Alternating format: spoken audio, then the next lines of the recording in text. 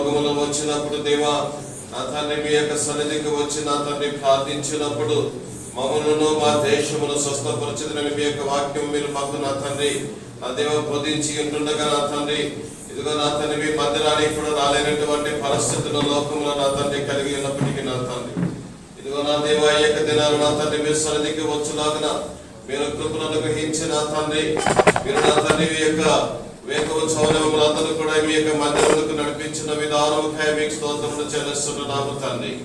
ఇదిగో నా దేవ కూడి వచ్చిన ప్రతి వారిని కూడా మీరు జ్ఞాపకం చేసుకున్నాము దేవా. మీ యొక్క నా తండ్రి నా దేవ ఆత్మ చేత నింపము తండ్రి. ప్రతి వారిని కూడా నా తండ్రి మీ యొక్క రెక్కల చాటున భద్రపరచము. మీ యొక్క నా తండ్రి రక్తపు నీడలో నా తండ్రి సంరక్షించి ఏ విధమైనటువంటి శోధనలు బాధలు కష్టములు ఇబ్బందులు బలహీనతలు ప్రత్యేకముగా నా తండ్రి ప్రపంచం అంతటినీ కూడా నా తండ్రి నా దేవ నా తండ్రి శోధనకు గురి చేసినటువంటి కరోనా వైరస్ యొక్క శోధన నా తండ్రి ఏ ఒక్కరికి కూడా నా తండ్రి నా దేవ సంక్రమించకుండా ఆ శోధన నా తండ్రి నా దేవ రాకుండా లాగా మీరు ఎక్కడ చెప్పిన ప్రతి ఒక్కరిని కూడా సంరక్షించవలసిందిగా మనం చేస్తూ ఉంటున్నాము తండ్రి. మీరు ఇచ్చిన చక్కని అవకాశం కొరకై మీకు వందనములు చెల్లిస్తున్నా దేవ. మీ కృపా సహాయమును మీ కాపుదల మీ భద్రత నా తండ్రి ఈ ఆరాధన అంతట్లో మీరు మాకు తోడుగా ఉంచి నడిపింప చేయమని సకల ఆశీర్వాదములకు కారకుడను రక్షకుడను విమోచకుడైన క్రీస్తు ప్రభుల వారి యొక్క పుణ్య పాదముల చెంత మమ్మల్ని మేము మీ యొక్క చేతులకు సమర్పించుకుంటూ ఈ ఉదయకాలంలో తండ్రి జరగనటువంటి ఆరాధనలో మీరు మాకు నా తండ్రి తోడుగా ఉండి జరిగించమని రక్షకుడైన యేసునామమున కృతజ్ఞతాస్తుతులు చెల్లిస్తూ ప్రార్థిస్తున్నాము తండ్రి. ఆమేన్ ఆమేన్. మనందరం కూడా అదే విధంగా నిల్చున్నట్లయితే స్తోత్రము చెల్లింతము స్తుతి స్తోత్రము చెల్లింతము యేసునాథుని పేరును తలచి అనేటువంటి పాటను పాడుకుందాం. స్తోత్రము చెల్లింతము స్తుతి స్తోత్రము చెల్లింతము అనే పాటను పాడుకుందాం. స్తోత్రం చెల్లింతుము స్తుతి స్తోత్రం చెల్లింతుము యేసునాథుని పేరును తలచి యేసునాథుని పేరును తలచి స్తోత్రం చెల్లింతుము స్తుతి స్తోత్రం చెల్లింతుము.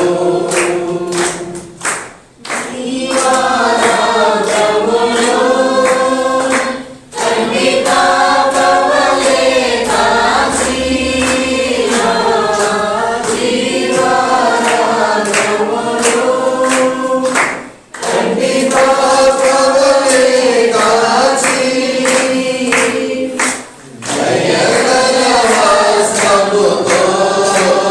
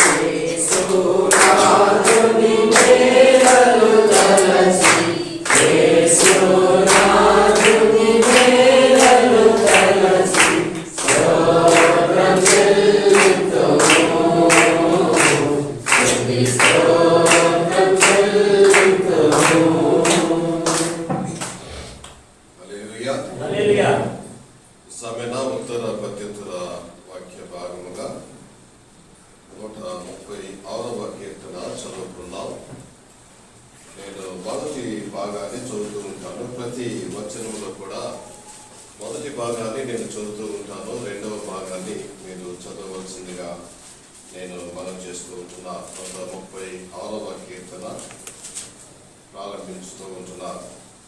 యెహోవా దయాళుడు, ఆయనకు కృతజ్ఞతాస్తుతులు చెల్లించుడి. దేవాది దేవునికి కృతజ్ఞతాస్తుతులు చెల్లించుడి. ప్రభువుల ప్రభువులకు కృతజ్ఞతాస్తుతులు చెల్లించుడి. ఆయన ఒక్కడే మహా ఆశ్చర్య కార్యములు చేయువాడు. తన జ్ఞానము చేత ఆయన ఆకాశమును కలుగజేసెను. ఆయన భూమిని నీళ్ల మీద పరిచినవాడు. ఆయన గొప్ప జ్యోతులను నిర్మించిన వాడు. పగటి నేరుటకు ఆయన సూర్యుని చేసెను. రాత్రి నేరుటకు ఆయన చంద్రుని నక్షత్రములను చేసెను. ఐగుప్తు దేశపు తొలిచూలును ఆయన హతము చేసెను. వారి మధ్య నుండి ఇశ్రాయేలును ఆయన రప్పించెను. చేయి చాచి తన బాహుబలము చేత వారిని రప్పించెను. ఎర్ర సముద్రమును ఆయన పాయలుగా చీల్చెను. ఆయన ఇశ్రాయేలును దాని నడుమ దాటిపోజేసెను. ఫరోను అతని సైన్యమును ఎర్ర సముద్రమును ఆయన ముంచి వేసెను. అరణ్య మార్గమును ఆయన తన ప్రజలను తోడుకుని వచ్చెను. గొప్ప రాజులను ఆయన హతము చేసెను. ప్రసిద్ధి నొందిన రాజులను ఆయన హతము చేసెను. అమోరీల రాజైన సీహోనును ఆయన హతము చేసెను. బాషాను రాజైన ఓగును ఆయన హతము చేసెను. ఆయన వారి దేశమును మనకు స్వాస్థ్యముగా అప్పగించెను. తన సేవకుడైన ఇశ్రాయేలునకు దానిని స్వాస్థ్యముగా అప్పగించెను. మనము దీన దశలో ఉన్నప్పుడు ఆయన మనల్ని జ్ఞాపకము చేసుకొనెను. మన శత్రువుల చేతి నుండి మనను విడిపించెను. సమస్త జీవులకు ఆయన ఆహారం ఇచ్చుచున్నాడు.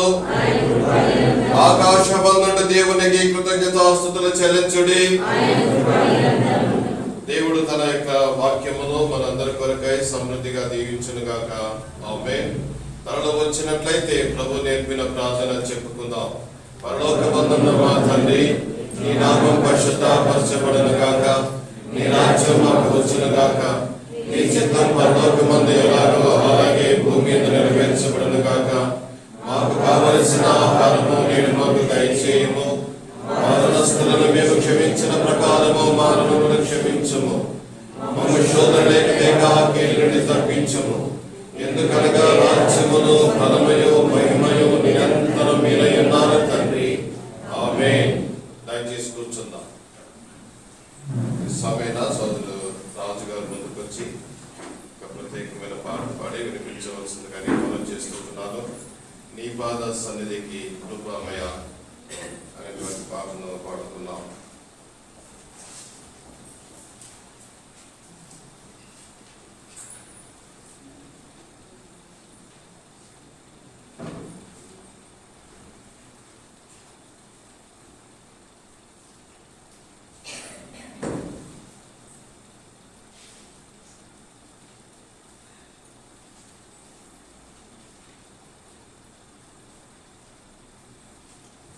వెయ్యిన్ని 172వ పాటను అందరం కలిసి పాడుకుందాం.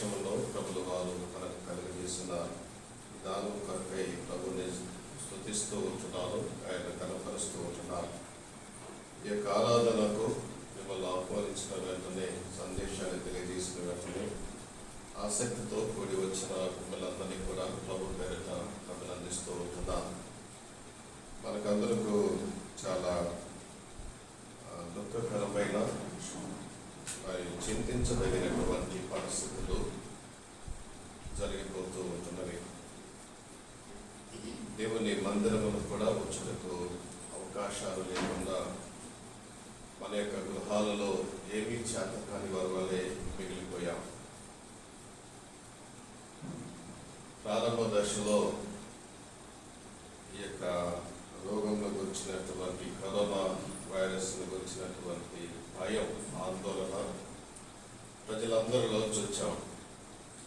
ఈ రోజుల్లో కూడా అది ఆ భయం, ఆందోళన అనేటువంటిది ప్రజలలో ఉన్నప్పటికీ కొంతవరకు అయితే ధైర్యము కలిగి ఉండగలుగుతూ ఉంటున్నాం, ధైర్యంతో ఉంటున్నాం. మనమైతే దేవుని యొక్క వాగ్దానములను బట్టి, ఆయన చేసినటువంటి మాటలను బట్టి మనం వెనడం కూడా దాని గురించి చింతించిన అవసరం లేదు. ప్రతిరోజు ఉదయకాలమున నేను మీతో కూడా వాక్యాన్ని పంచుకుంటూ ఉంటున్నప్పుడు అనేక సార్లు నేను మీకు తెలియజేస్తూ ఉంటున్నాను. మనం దేవుని సన్నిధిలో, ఆయన సన్నిధికి వచ్చి ఆయనతో కూడా మనం మొరపెట్టుకున్నట్లయితే ఆయన చేయనుద్దేశించినటువంటి కీడును చేయక ఆయన మన ఎడల సంతాపము నుండి మన దేశమును స్వస్థపరిచేవాడుగా ఉన్నాడని నేను అనేక పర్యాయాలు యోవేలు, జెఫన్యా, మరి ద్వితీయోపదేశ కాలము ఈ యొక్క అన్ని మాటలు మీకు తెలియజేస్తూ వస్తూ ఉంటున్నా. క్రీస్తునందు ప్రియమైన దేవుని సంగమ, విశ్వాసులైనటువంటి మనకు బహు దుఃఖకరమైనటువంటి, శోధనకరమైనటువంటి ఈ యొక్క దినాలలో మనం అనుభవిస్తూ ఉంటున్నాం. శోధన అంటే ఇదేనేమో అన్నట్టుగా మనందరం కూడా అనుభవిస్తూ ఉంటున్నాం. ఇది ఇంకా ఎంతకాలమో ఉంటుందో తెలియదు, ఇంకా పరిస్థితులు ఎలా మారుతావో కూడా తెలియదు. ఒక్కొక్క రోజుకు ఒక్కొక్క నూతనమైనటువంటి వార్తలు మనం వింటూ ఉంటున్నాం. దేవుని యొక్క కృప అయితే మనకు తోడుగా ఉంటూ మనల్ని సంరక్షిస్తూ, కనికరించి కాపాడుతూ ఉంటున్నాడు. ఆయన మనల్ని చేయి విడిచేవాడు కాదు. ప్రభువు యొక్క సన్నిధిలో నేను మీకు ఒక మాటను తెలియజేస్తూ ఉంటున్నా. మన రక్షకుడు సమాధానమునకు కర్త కనుక ఆయన మన హృదయములను సమాధానముతో నింపి ఆశీర్వదించును గాక. ఈ మాటను విశ్వసిస్తున్న వారు ఒకసారి ఆమేన్ అని చెప్పవలసిందిగా నేను మనం చేస్తూ ఉంటున్నా. ఆయన మన హృదయములకు సమాధానమును అనుగ్రహించి మన హృదయములను సంతోషపరచును గాక. ఆమేన్. క్రీస్తునందు ప్రియమైన దేవుని సంగమ, నేను అనేక వారములుగా అనేక వాక్యాలు మనం లైవ్ స్ట్రీమ్లో యూట్యూబ్ ద్వారా, ఫేస్బుక్ ద్వారా వింటూ ఉంటున్నాం ప్రతి ఆదివారం. అది ఎంతవరకు మీ వరకు చేరిందో నాకైతే తెలియదు.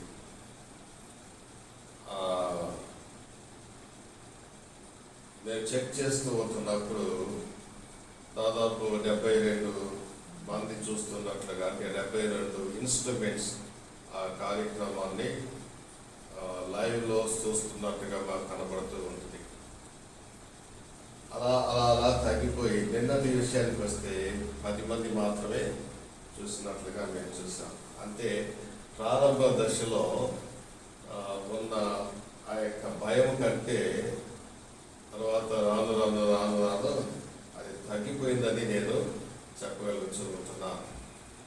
ప్రారంభంలో అయితే ఏమైపోతుందో అన్న భయం, చింత.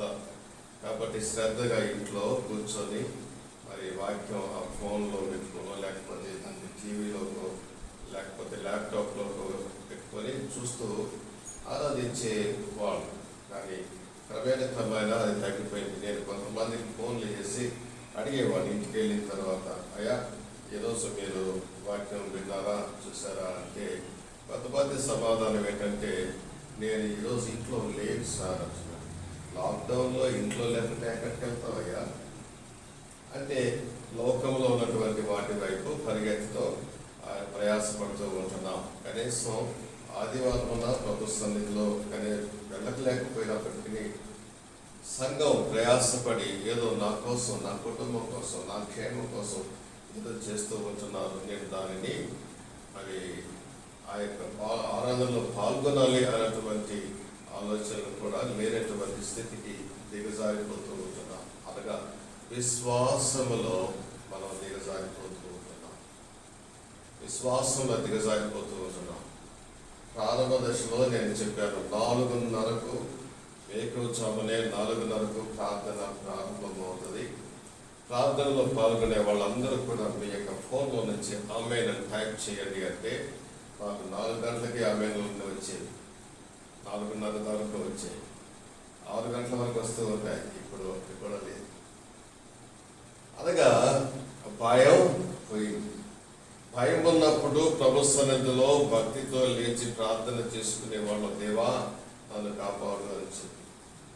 ఇప్పుడు భయం కలిసి పోయింది, అది గాలిలోకి వెళ్ళిపోయింది. ఆ కరోనా వైరస్ అయితే ఎలా సంచరించిపోతూ ఉంటుందో మన మనస్సులు కూడా లోకంలోనికి వెళ్ళిపోతూ ఉంటున్నాయి. క్రీస్తునందు ప్రియమైన దేవుని సంగమా, నేను కొన్ని మాటలు మీతో కూడా పంచుకోవాలని ఇష్టపడుతూ ఉంటున్నాను. నా యొక్క సమయం ఆలోచన ఏంటంటే 6:30 గంటలకల్లా బల్లారాధన కూడా ముగించాలి అనేటువంటిది. కానీ మనం ప్రారంభించడమే 5:40కి ప్రారంభించాం కనుక కొంచెం సమయం పట్టచ్చు. నేను వాక్యాన్ని మీతో కూడా మరి సంపూర్ణంగా పంచుకోవాలని ఇష్టపడుతూ ఉంటున్నాను. క్రీస్తునందు ప్రియమైన దేవుని సంగమా, దేవుడు గొప్పవాడు అన్న విషయాన్ని మనం ఎన్నడూ కూడా మరవకూడదు. ఆయన కృప చేతనే ఈ దినమున మనమందరం కూడా సజీవులుగా ఉండి ఆయన సన్నిధికి వచ్చి ఆయనను ఆరాధించుకోగలుగుతూ ఉంటున్నాం. ఆయన సన్నిధికి రాగలిగాం. నేను చాలా మంది మీ ఆతృత, ప్రభు సన్నిధికి రావడానికి మీకు ఎంత ఆతృత ఉన్నదో నేను చాలా మందిని గమనించాను. కొంతమంది రాత్రి 11 గంటలకు కూడా ఫోన్ చేసి అడిగారు, సార్ ఈరోజు ప్రార్థన ఉన్నది నిజమేనా, నేను రావాలన్నా, నేను రావచ్చా? కొంతమంది వెళ్తున్న 4 గంటలకి, 4:20 కూడా ఫోన్లు చేసి అడగడం జరిగింది. మీ యొక్క ఆసక్తిని బట్టి ప్రభు సన్నిధిలో నేను ప్రభుని కనపరుస్తూ ఉంటున్నా. క్రీస్తునందు ప్రియమైన దేవుని సంగమా, దేవుని సన్నిధిలో దేవుని యొక్క మాటలను మనం గమనించినట్లయితే మనకు ఇప్పుడు ప్రస్తుత కాలంలో మనల్ని మనం రక్షించుకోవడానికి, మనల్ని మనం భద్రపరుచుకోవడానికి, అనగా ఈ కరోనా వైరస్ లోకమంతా సంచరిస్తూ ఉంటుంది. గర్జించు సింహం వలె సాతానుడు ఏ విధంగా లోకమంతా సంచరిస్తూ ఉంటున్నాడో, ఎవరిని మిగుదునా అని చెప్పి సాతానుడు గర్జించు సింహం వలె సంచరిస్తూ ఉంటున్నాడో, అలాగే ప్రస్తుత కాలంలో కూడా కరోనా వైరస్, ఆ సాతానుడు కంటికి కనబడడు, ఈ వైరస్ కూడా కంటికి కనబడదు. మన ఈ మధ్య ఒక సైంటిస్టు ఈ ప్రపంచం అంతటిలో ఇప్పుడు ప్రస్తుత కాలంలో హాస్పిటల్లో ఉన్నటువంటి ఆ యొక్క కరోనా వైరస్ ఎఫెక్ట్ అయినటువంటి పేషెంట్లను లెక్క చూసి వారి యొక్క శరీరాల్లో ఉన్నటువంటి కరోనా వైరస్ యొక్క బరువు ఎంత అని చూస్తే అది కేవలం 1 గ్రామ్ కూడా లేదండి. 1 గ్రామ్ కూడా లేదు. అంటే మన స్త్రీలు పెట్టుకునే ముక్కు పొడుకు కంటే తక్కువ, అంటే బరువు కలిగినటువంటి వైరస్ ప్రపంచాన్నే గడగడ వణికిస్తూ మనలను అనేక రకమైనటువంటి సిద్ధపాట్లకు మనందరినీ కూడా గురి చేస్తూ ఉంటుంది. ఆ సిద్ధపాట్లు ఏంటి అంటే, మీకు అందరికీ దాదాపు ఈ 80 రోజుల్లో 74వ రోజు మీకు అందరికీ కూడా అనుభవమే. మీరు ఫోన్ చేయగానే ఫోన్లో మీకు వినబడేటువంటి మాటలు ఏంటి అంటే, ముందు రోజుల్లో ఇంకా విచిత్రంగా ఉండేది. మార్చి మాసంలో అయితే ఫోన్ తీసుకోగానే దగ్గొచ్చేది. దగ్గొస్తే మనకేమనిపిస్తుంది అంటే, అవతల వ్యక్తి, నా ఫోన్ రిసీవ్ చేసిన వ్యక్తి దగ్గుతున్నాడేమో అని అనిపించేది. అది కాదు, అది ఆ యొక్క అడ్వర్టైజ్మెంట్ మనకు దాన్ని కూర్చున్నటువంటి సమాచారాన్ని చెప్పడం ఆ యొక్క ఫోన్లో కాలర్ ట్యూన్గా కట్టడం జరిగింది. క్రీస్తునందు ప్రియమైన దేవుని సంగమా, ఆ మాటలు అందరికీ అర్థమైపోయి ఉంటుంది. మీకు జలుబు, దగ్గు, జ్వరము ఉన్నట్లయితే మీరు వెంటనే 1044 సంఖ్యకు డయల్ చేయండి కదా. ఇవి విని విని ఒక రకమైనటువంటి విసుగు వచ్చేసింది. అప్పుడైతే జాగ్రత్తగా వినేవాళ్ళేమో, ఇప్పుడైతే దాని గురించినటువంటి అది వస్తుంది అంటే మన ఫోన్ ఎవరికైనా చేయాలి అర్జెంటుగా అంటే ఆ ఫోన్ చేసే సమయంలో దాదాపు 20 సెకండ్లు ఆ అడ్వర్టైజ్మెంటే వినబడుతూ ఉంటే విసిగేస్తారు, కోపం వస్తుంది. కానీ దానికి అలవాటు పడుతూ ఉంటున్నాం. ఆ మాటలు వినడానికి కూడా ఆయాసకరంగా ఉంటున్నది, కానీ వాటిని అలవాటు చేసుకుంటూ ఉంటున్నాం మన యొక్క దైనందిన జీవితంలో. మొదటిది ఏంటి అని మనం గమనించినట్లయితే, మనం కడుక్కోవడం, చేతులు కడుగుతూ ఉంటున్నాం. మనకున్నటువంటి అలవాటు కొన్ని సందర్భాలలో కాస్త అవసరం ఎక్కువైతే చేతులు కూడా కడుక్కొనకుండా భోజనం చేసినటువంటి రోజులు కూడా ఉంటాయి. ఆ కడుగుకునేటువంటిది కంపల్సరీ అయింది మన యొక్క జీవితంలో, ఒకప్పుడు లేనటువంటిది. ఈరోజు కొత్తగా అది ప్రారంభమైంది. మన చేతులు ఎప్పుడు పరిశుద్ధంగా ఉంచుకోవాలి అన్నటువంటిది మన యొక్క ఆలోచన. నేనైతే ఖచ్చితంగా పాటిస్తూ ఉంటున్నాను. నాకున్నటువంటి భయాలు నన్ను ఆ విధంగా చేస్తూ ఉంటున్నాయి. నేను ఒక చర్చికి కాపరిని. ఆ తర్వాత నాకు 5 మనోసంతానము, నా యొక్క కుటుంబము, స్కూలు, సంఘము ఇవన్నీ ఉన్నాయి. కాబట్టి నాకు ఈ కరోనా వైరస్ వస్తే నా వలన చాలా మందికి అది స్ప్రెడ్ అవుతుంది. కాబట్టి నాకు రాకుండా నన్ను నేను కాపాడుకోవాలి అన్నటువంటిది నా యొక్క ఆలోచన. కాబట్టి నేను నా చేతులు ఎప్పుడు శుభ్రంగా ఉంచుకోవడానికి ఇష్టపడుతూ ఉంటాను. ఎంతమంది అలవాటు చేసుకున్నారో లేదో కానీ నా జేబులో ఇది ఎప్పుడు నిండుగా ఉంటుంది. నేనేం చేస్తానంటే నా చేతులు నేను కడుక్కొని నా ఎదురుగా వచ్చిన వాళ్ళకు కూడా కొంత ఇవ్వడం జరుగుతూ ఉంటుంది. అది మీరు కూడా అలవాటు చేసుకున్నాను. క్రీస్తునందు ప్రియమైన దేవుని సంగమా, కడుగు కొనట అన్నటువంటిది ఈరోజు ప్రారంభమైనది అన్నదే మనకు తెలుసు. కానీ దేవుని యొక్క సన్నిధిలో నిర్గమకాండము 30వ అధ్యాయము 20-21వ వచనాలు చదవలసిందిగా నేను మనం చేస్తూ ఉంటున్నాను.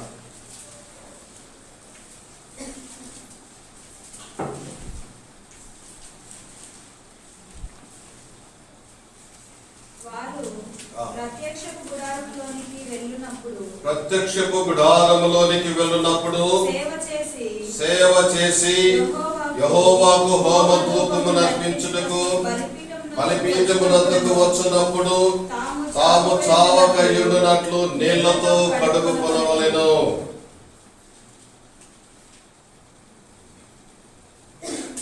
కింద మాట కూడా చదవండి. తాము చావక యుండునట్లు తమ చేతులను కాళ్ళను కడుగుకొనవలెను. అది వారికి అనగా అతనికి అతని సంతతికి వారి తరతరములకు నిత్యమైన కట్టడగా నుండును. మొట్టమొదటి యాజకులుగా దేవుని యొక్క సన్నిధిలో దేవుడు అనగా ఐగుప్తు దేశం నుండి వారు బయటకు వచ్చిన తర్వాత మొట్టమొదటి యాజకుడు మెల్కీసెదెకు. కానీ ఇక్కడ మనం గమనించినట్లయితే క్రీస్తునందు ప్రియమైన దేవుని సంగమా, ఇశ్రాయేలీయులు అరణ్య యాత్రలో వారు ఉంటున్న సమయంలో వారిని నడిపించున్నప్పుడు వారి మధ్య దేవుని యొక్క మందసము ఉన్నది. ఆ మందసమును ప్రత్యక్షపు గుడారములో ఉంచుతూ వారు ముందుకు వెళుతూ ఉంటున్నారు. ప్రత్యక్షపు గుడారము బలిపీఠము మధ్య ఉంటున్నటువంటి ఈ ప్రజలు దేవుని యొక్క ప్రత్యక్షపు గుడారంలోనికి వెళ్ళటానికి ముందుగా అనగా దేవుణ్ణి దర్శించటానికి వెళ్ళటానికి ముందుగా ప్రత్యక్షపు గుడారం అనగా దేవుణ్ణి చూడటానికి ఏర్పాటు చేయబడినటువంటి ట్యాబర్నకల్, ఆ యొక్క ప్రత్యక్షపు గుడారములోనికి ప్రవేశించు ప్రతి వ్యక్తి కూడా, అనగా అక్కడ ఏర్పరచబడినటువంటి వారు ఆహారోని యొక్క కుమారులు, వారు తమను తాము కడుగుకొనవలసినదిగా ఉంటున్నది. ప్రత్యక్షపు గుడారము, ఆ తరువాత బలిపీఠము, ఆ ప్రత్యక్షపు గుడారమునకు బలిపీఠమునకు మధ్య ఆ యొక్క గంగాలం ఉంటుంది. ఆ గంగాలములో వారి చేతులను కాళ్ళను కడుగుకొని దేవుని యొక్క సన్నిధిలోనికి వారు ప్రవేశించవలసిన వారు అయ్యున్నారు. అలా చేయకపోతే వచ్చేటువంటి శిక్ష ఏంటి అని గమనించినట్లయితే వారు చనిపోతారు, వారు మరణము నందుతారు. వాక్యం అక్కడ సెలవిస్తూ ఉంటుంది 21వ వచనంలో, తాము చావక ఎందున్నట్లు తమ చేతులను కాళ్ళను కడుగుకొన వలెను. ఓ వ్యక్తి, అనగా దేవుని సన్నిధిలోనికి ప్రవేశించే వ్యక్తి, వారు చనిపోకుండా లాగా తమ చేతులను కాళ్ళను కడుగుకొనవలసిన వారై ఉంటున్నారు. క్రీస్తునందు ప్రియమైన దేవుని సంగమ, ఎందు నిమిత్తమై కడుగుకోవాలి అన్నటువంటిది కూడా మనం జాగ్రత్తగా ఆలోచించవలసిన వారమై ఉంటున్నాం. నిన్నటి దినాల్లో కూడా నేను వాక్యంలో ఈ మాటను జ్ఞాపకం చేశాను. దావీదు యొక్క స్థితి, అతను నేల కూర్చొని తన యొక్క పాపం నిమిత్తమై పశ్చాత్తాపడుతూ ఉంటున్నాడు. 51వ కీర్తన 2వ వచనంలో మనం గమనించినట్లయితే ఆ దావీదు రాసుకుంటున్నటువంటి ఒక మాటను నేను మీకు జ్ఞాపకం చేస్తూ ఉంటున్నా. నా దోషము పోవునట్లు నన్ను బాగుగా కడుగము. క్రీస్తునందు ప్రియమైన దేవుని సంగమ, దేవుని సన్నిధిలో ఓ వ్యక్తి కడగబడవలసిన వాడై ఉంటున్నాడు. దేవుని సన్నిధిలోనికి ప్రవేశించుటకు ముందుగా తను తాను కడుగుకొనవలసిన వాడై ఉంటున్నాడు. ఏ విధముగా ఎందు నిమిత్తమే కడగబడవలసిన వాడై ఉన్నాడు అనగా దోషములు కలిగిన వాడుగా ఉంటున్నాడు.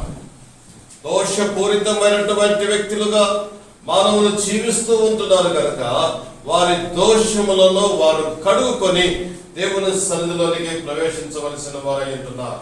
అలా కాకుండా దేవుని యొక్క సన్నిధిలోనికి ప్రవేశించడానికి ప్రయత్నములు జరిపినట్లయితే వారు మరణము నొందుదురు అని మనము నిర్గమకాండములో ఇప్పుడే చదువుకున్నాం.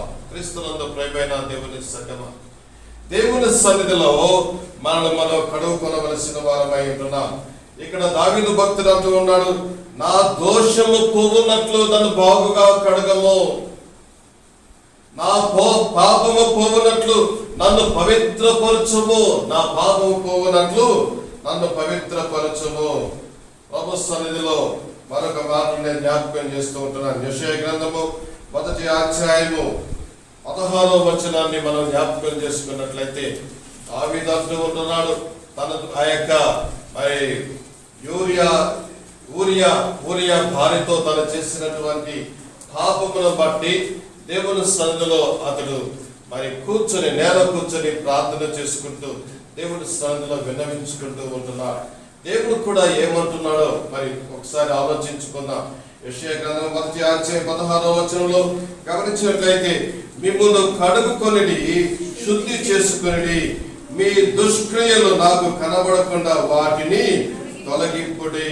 మీ దుష్క్రియలు నాకు కనబడకుండా మిమ్మల్ని శుద్ధి చేసుకొనిడి.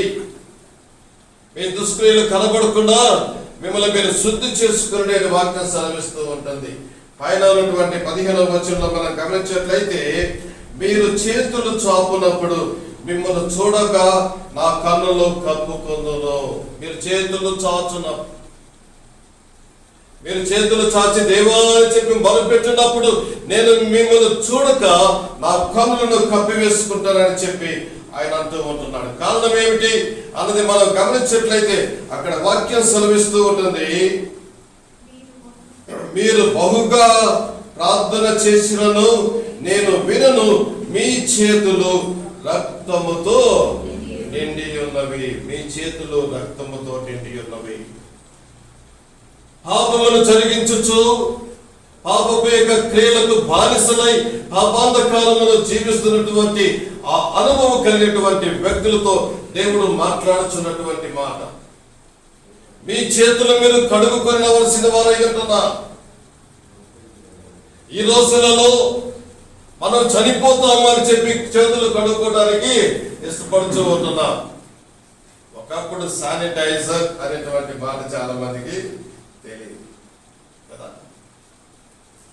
ఈరోజు ఎవరి నోటి పట్టినదే మాట చూస్తూ ఉంటున్నాం.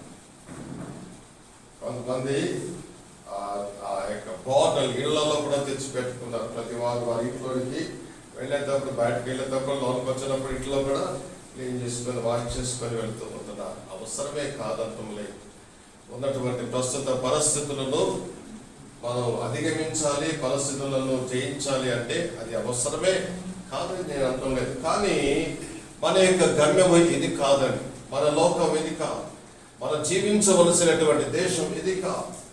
మన రక్షకుడైనటువంటి క్రీస్తు ప్రభుల వారు, మన యొక్క దేవాది దేవుడైనటువంటి క్రీస్తు ప్రభుల వారు యోహాను సువార్త 14వ అధ్యాయము 1, 2, 3, 4 వచనాలు చదువుకున్నప్పుడు, నేను మీకోసం స్థలం సిద్ధం చేయకొని వెళుచూ ఉంటున్నా. నా తండ్రి ఇంట అనేక నివాస స్థలములు కలవు. నేను వెళ్ళి మీకోసం స్థలం వచ్చేసి నేను తిరిగి మరల మీ యొద్దకు వస్తాను, వచ్చి మిమ్మల్ని కొనిపోతాను అంటూ ఉంటున్నాను. కానీ అక్కడ చేరడానికి కొన్ని నిబంధనలు ఆయన ముందుగానే విధిస్తూ ఉంటున్నాడు. నేను కూడా నీతో వస్తాను అని చెప్పి అక్కడ పేతురు అంటూ ఉంటున్నప్పుడు, నేను నాతో రాలేవు. క్రీస్తునందు ప్రేమైన దేవుని సంగమా, దేవుని యొక్క బిడ్డలము, దేవుని సంఘము అయినటువంటి మనం బహు జాగ్రత్తగా గమనించవలసినటువంటి మాట, ఈ లోకములో మన యొక్క ప్రాణమును కాపాడుకోవటానికి మన చేతులు శుభ్రం చేసుకుంటూ ఉంటున్నాం. కానీ అవసరమైనది ఒకటి, మన యొక్క నిత్య రాజ్యమైనటువంటి దేవుని యొక్క రాజ్యములో ప్రవేశించిన నిమిత్తమై మన యొక్క దోషములను, దుష్క్రియలను మనము తొలగించుకునవలసిన వారమై ఉంటున్నాం. మీ చేతులు రక్తముతో నిండి ఉన్నవి. ఏంటయ్యా, ఎన్ని వారాల తర్వాత మొట్టమొదటిగా ఆ మందిరానికి వస్తే మా మీద ఎంత నిందేస్తారే అని ఒకవేళ మీరు అనొచ్చేమో. మీకు కరోనా వైరస్ ఎవరికి లేదని అయినా చేతులు కట్టుకుంటున్నాం కదా. ఎందుకోసం? ఉందేమో అన్నటువంటి భయం. కానీ వాక్యం అలాగా తప్పు చెప్పటం లేదండి. వాక్యం చెప్తూ ఉంటుంది, నరుని హృదయము బాల్యము నుండి చెడ్డది. ఆ చెడ్డదైనటువంటి ఈ హృదయముతో బ్రతికినంత కాలం ఇప్పటి వరకు, ఈనాటి వరకు మనం చేసినటువంటి దేవునికి విరోధమైన ప్రతి కార్యమును ఆయన చూస్తూ ఉంటున్నాడు. మన హృదయము దేవునికి విరోధముగా ఆలోచించిన, తలంచిన ప్రతి కార్యములు ఆయన కళ్ళను చూస్తూ ఉంటున్నాడు.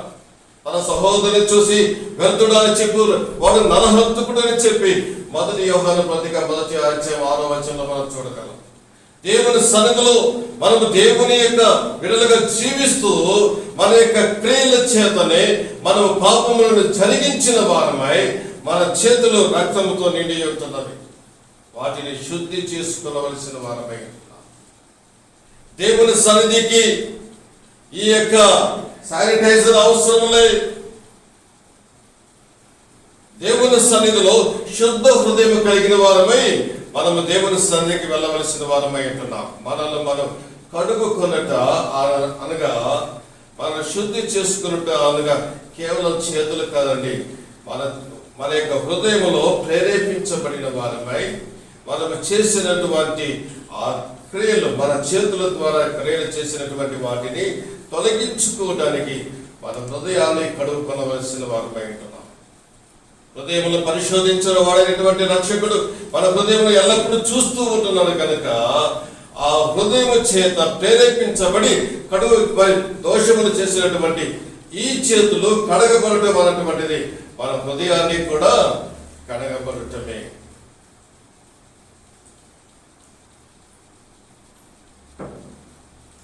క్రీస్తునందు ప్రేమైన దేవుని సంగమా, ఆ పరిశుద్ధ సన్నిధి అయినటువంటి దేవుని యొక్క రాజ్యములో మనం ప్రవేశించాలి అన్నట్లయితే మన దోషముల నుండి మనం విముక్తి పొందవలసిన వారమై ఉంటున్నాం. యోహాను సువార్త 13వ అధ్యాయము 8వ వచనాన్ని గమనించుకుందాం.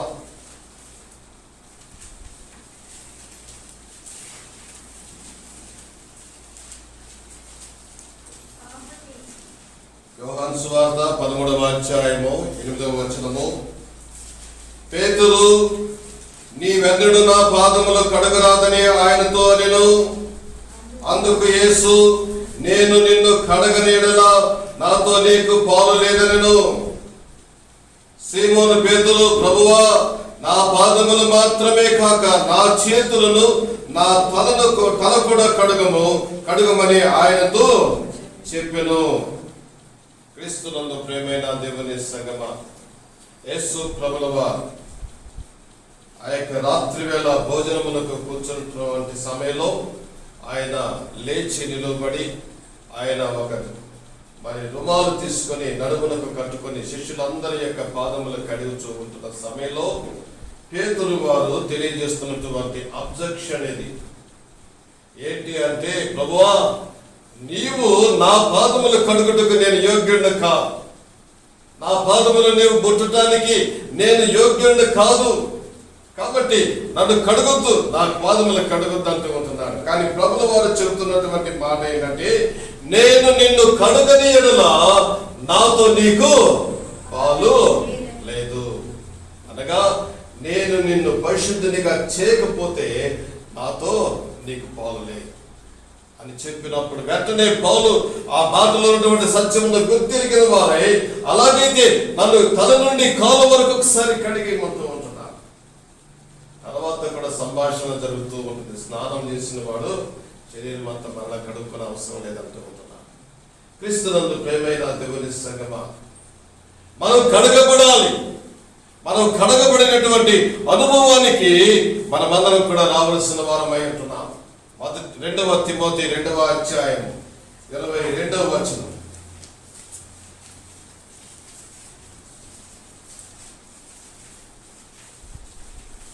2 తిమోతి 2వ అధ్యాయం 22వ వచనం.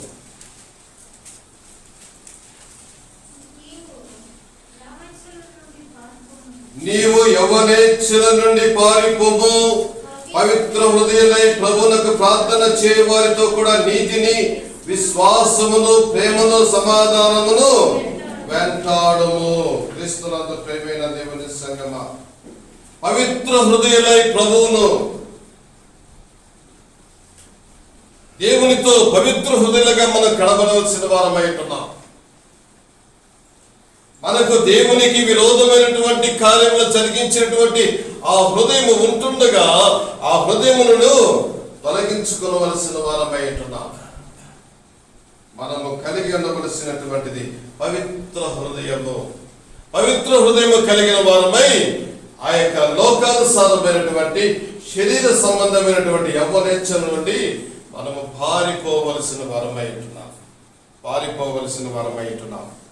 క్రీస్తునందు ప్రేమైన దేవుని సంగమా, ఆ విధంగా మనం జీవించగలిగినట్లయితే ఆయన చెబుతున్నటువంటి వాగ్దానము 72వ కీర్తన 1వ వచనాన్ని మనం ఒకసారి జ్ఞాపకం చేసుకుందాం. బైబిల్ చదివి చాలా కాలమైంది కాబట్టి చాలా మంది బైబిల్ చదవడానికి ఎందుకో వెనకబడుతూ ఉంటున్నారు. లేకపోతే మాస్క్ వేసుకున్నారు కనుక చదవడం ఇబ్బందిగా ఉన్నదో ఏమో నాకైతే తెలియదు. కానీ క్రీస్తునందు ప్రేమైన దేవుని సంగమా, 73వ కీర్తన 1వ వచనం, ఇశ్రాయేలు ఎడల శుద్ధ హృదయుల ఎడలను నిశ్చయముగా దేవుడు దయాళుడై ఉన్నాడు. పవిత్ర హృదయం కలిగిన వారమై ఉండాలి. మనం పవిత్ర హృదయం, శుద్ధ హృదయం కలిగి ఉన్నట్లయితే దేవుడు నిశ్చయముగా మన ఎడల దయగలిగిన వాడై ఉంటున్నాడు. హల్లెలూయా. పవిత్రమైనటువంటి హృదయమును ఆయన ప్రేమించేవాడుగా ఉంటున్నాడు. ఆ హృదయములకు ఆయన తన యొక్క దయను అనుగ్రహించేవాడుగా ఉంటున్నాడు అన్న విషయాన్ని మనం గుర్తెరగవలసిన వారమై ఉంటున్నాం.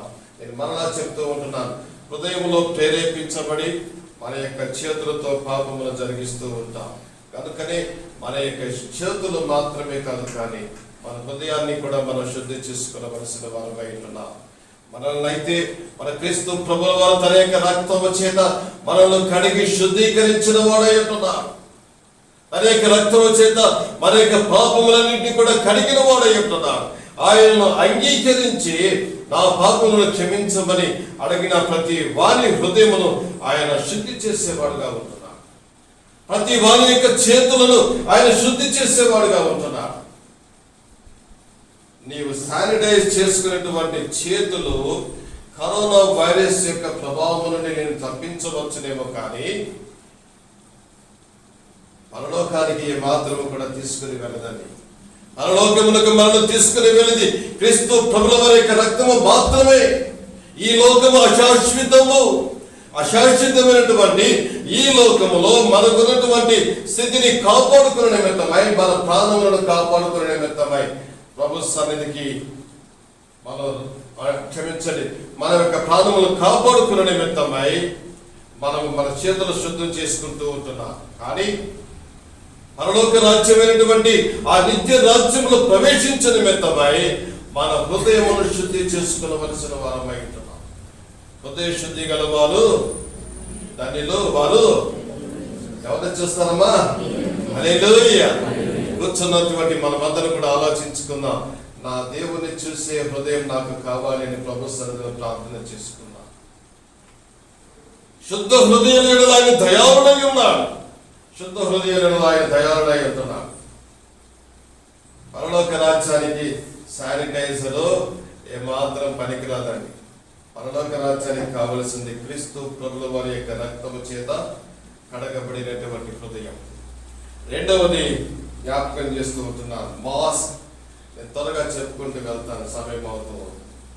మాస్క్ కొంతమందికి ఇష్టం, కొంతమందికి ఇష్టం కాదు. కైనా వేసుకుంటున్నాం. సాధారణంగా అయితే స్త్రీలకు అది ఇష్టమే ఉండదు కదా. మీరు మాస్క్ వేసుకుంటే మీ లిప్స్టిక్ ఎవరిలో కనపడుతుందమ్మా? మీరు మాస్క్ వేసుకుంటే మీ పనులు మీరు ఎంత సౌందర్యంగా ఉన్నారో ఎలా కనబడుతుంది? కాదు కదా. మాస్క్ వేసుకుంటే ఎవరేంటో తెలియదు. చాలా మంది నేను ఇక్కడ నిలబడుకున్నప్పుడు ఇటు పోయేవాళ్ళు నమస్కారం సార్ అంటారు, ఎవరో తెలియదు. మొన్న అక్కడికి సిటీలో పాస్టర్స్ ఫెలోషిప్ లో ఉన్నటువంటి కొంతమంది పాస్టర్లకు రేషన్ ఇవ్వడానికి వెళ్ళాం శనివారం. చాలా మంది పాస్టర్స్ వచ్చి, చాలా అయ్యగారు, చాలా వందనాలు అయ్యగారు, మంచి పని చేశారు అయ్యగారు, చాలా కృతజ్ఞతలు మీకు అని చెప్తూ ఉంటే ఎవరో తెలియకుండే, ఎవరు వచ్చి మాట్లాడుతున్నారో తెలియకుండే. చివరికి నేనేం అన్నానంటే, దయచేసి మీరు ఇక్కడికి వచ్చేటప్పుడు మాస్క్ తీసేసి రండి, నాకేం భయం లేదు, ఈ కరోనా వైరస్ గురించినటువంటి చింత నాకు లేదు, ఎందుకంటే లోకం విడిస్తే నేను నా ప్రభువు దగ్గరికి వెళతానటువంటి నమ్మకం నాకు ఉన్నది. ఒకసారి మీరు ముఖం తీసి ఆ మాస్క్ తీసి మీ ముఖాన్ని చూపెట్టండి. చూస్తూ ఉంటున్నప్పుడు అందరూ పరిచయస్తులే, వాళ్ళందరూ ముఖాలు చూస్తూ ఉంటున్నప్పుడు ఎంత సంతోషమో. మాస్క్ వేసుకుంటే అయోమయం, మాస్క్ తీసివేస్తే ఆ వ్యక్తిని చూసినప్పుడు హృదయంలో సంతోషం. మనందరి పరిస్థితి అంతే, ఎవరెవరో తెలియదు, అర్థముగానటువంటి పరిస్థితి. నిదానించి చూస్తేనేమో మనవాడు అని తెలుస్తుంది, మాస్క్ వేసుకుంటే తెలియదు. క్రీస్తునందు ప్రియమైన దేవుని సంగమా, ఈ మాస్క్ వేసుకొని మన నోటి నుండి ఆ యొక్క డ్రాప్లెట్స్ బయటికి పోకుండా, లేకపోతే బయట వారి యొక్క డ్రాప్లెట్స్ మన లోనికి రాకుండా జాగ్రత్త పడుతూ ఉంటున్నాం. మన నోట నుండి మనం మాట్లాడే సమయంలో వచ్చేటువంటి ఆ డ్రాప్లెట్స్ ఒకవేళ కరోనా వైరస్ లో కూడినవైన అయితే నా ఎదుట ఉన్న వ్యక్తికి అవి చేరినప్పుడు ఆ వ్యక్తి మరి విక్టిమ్ అవుతాడు, రోగి అవుతాడు. కాబట్టి నేను జాగ్రత్త పడాలి అన్నటువంటిది మనకు కావాలి.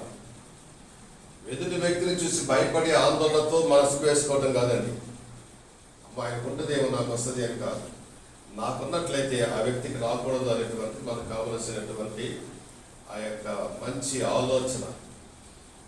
మాస్క్ మంచిదే, నేను కాదనుకుంటే, కానీ మరొక మాస్క్ మనకు అవసరం. ఆ మాస్కుల గురించి జ్ఞాపకం చేసుకున్నాను. 39వ కీర్తన మొదటి వచనం. ఈరోజు వీటిని గురించి నేను మీతో కూడా పంచుకోవాలని ఆశపడుతూ ఉంటున్నా. 39వ అధ్యాయము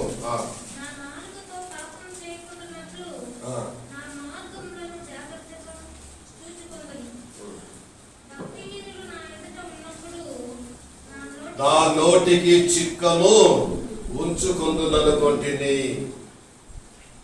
మనం వేసుకునేదంతా కూడా మాస్కేనండి. చిక్కం పెట్టుకుంటున్నాం మన నోటికి.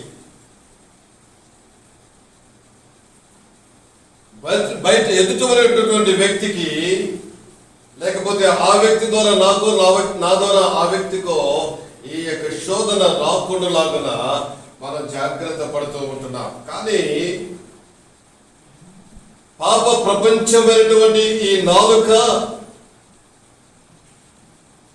ఎంత పెద్దదైనటువంటి అడవిని తగలబెట్టడానికి ఒక చిన్న నిప్పు రవ్వ చాలో, ఈ యొక్క శరీరం అంతటిని కూడా దహింపు చేయటానికి పాప ప్రపంచముగా ఉన్నటువంటి ఈ నాలుక చాలు అని చెప్పి పేతురు పత్రికలో మనం చూస్తూ ఉంటున్నాం. క్రీస్తునందు ప్రియమైన దేవుని సంగమా, మనం మాస్క్ వేసుకోవలసినటువంటి అవసరత ఉన్నదండి. ఆ మాస్క్ ఏంటంటే మన నోటికి చిక్కము పెట్టుకునేటువంటి అనుభవానికి రావలసిన వరమై ఉంటున్నాం. వ్యవసాయం చేసే వ్యవసాయదారుడు వారి యొక్క ఆ ఎడ్లను పొలంలోనికి తీసుకుని వెళ్ళే సమయంలో, వ్యవసాయం చేయడానికి తీసుకుని వెళ్ళే సమయంలో ఆ యొక్క మరి పశువులకు, ఆ ఎద్దులకు కళ్ళెం పెడతారు. ఆ వ్యవసాయం చేసేంతసేపు కళ్ళెం ఉంటుంది, కళ్ళెం తీయడు. ఇంటికి వచ్చిన తర్వాత వాటి మీద ప్రేమ కలిగిన వాడై ఆ యొక్క వ్యవసాయదారుడు తను భోజనం చేయడానికంటే ముందుగా తను పొలంలోకి తీసుకుని వెళ్ళినటువంటి ఆ యొక్క పశువులకు ముందు నీళ్లు, ఆహారం పెడతాం చేస్తాడు. ఆ తర్వాతనే తన భోజనం గురించి చింతిస్తాడు. అంటే ఆ యొక్క పశువులు ఇంట్లో ఉన్నప్పుడు మాస్క్ అవసరం లేదు. పశువులు పొలంలోనికి వెళ్ళినప్పుడు మాస్క్ అవసరమై ఉంటున్నది. ఏంటి ఈ విచిత్రం అన్నట్లుగా మనం గమనించినట్లయితే, క్రీస్తునందు ప్రియమైన దేవుని సంగమా, మనం మన యొక్క గృహాల్లో ఉంటున్నప్పుడు మనం చాలా జాగ్రత్తగా ఉంటాం. మన ప్రవర్తన అంతా కూడా బయటికి వెళ్ళిన తర్వాత మన ప్రవర్తన అంతా కూడా లోకంలో కలిసిపోతూ ఉంటుంది. లోకానుసారమైనటువంటి స్థితిలో జీవిస్తూ ఉంటాం. మన నోటికి కళ్ళె ఉంటుంది ఇంట్లో ఉంటే. ఎందుకోసం అంటే నా ప్రవర్తన చూసి నా బిడ్డలు నేర్చుకుంటారేమో, నా ప్రవర్తన చూసి నా భార్య నన్ను నిందిస్తుందేమో అన్నటువంటి ఆ యొక్క జాగ్రత్తలు మనం పడుతూ ఉంటాం. కానీ మన యొక్క నోటికి కళ్ళెము అవసరమైనది. నువ్వు ఎక్కడ ఉన్నప్పటికీ నీ నోటికి కళ్ళెము అవసరమైనది. వాక్యం సెలవిస్తుంది. కళ్ళెం ఎందుకోసము అంటే నా నాలుకతో పాపము చేయకుండానట్లు, నా నాలుకతో పాపము చేయకుండానట్లు నా నోటికి చిక్కము ఉంచుకుందుననుకొంటిని. క్రీస్తునందు ప్రేమ దేవుని సంగమ, ఆ యొక్క కళ్ళెం దేనికోసం అంటే పాపము చేయకూడనట్లుగా. ఆ మాస్క్ దేనికోసం అంటే మన యొక్క నోటి ద్వారా పాపము చేయకూడనట్లుగా మనకు మాస్క్ అవసరమై ఉన్నది. 39వ అధ్యాయము, యోబు గ్రంథం 39వ అధ్యాయము, క్షమించండి 31వ అధ్యాయము 30వ వచనాన్ని ఒకసారి చదువుకుందాం.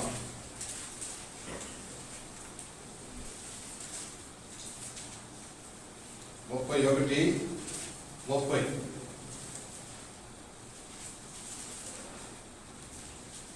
నేను అలాగ చేయలేదు, అతని ప్రాణమును నేను శపించలేదు, పాపము చేయుటకు నా నోటికి నేను చోటియనే లేదు.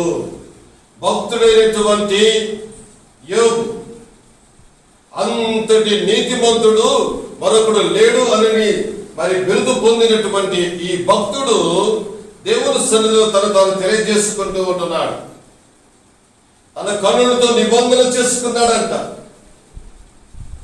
తన యొక్క నోటితో పాపము చేయకున్నట్లు ఆ పాపమునకు నోటికి చోటు ఇవ్వలేదంట. పాపము చేయనట్లుగా తన నోటికి చోటు ఇవ్వలేదు అని చెప్పి అంటూ ఉంటున్నాడు.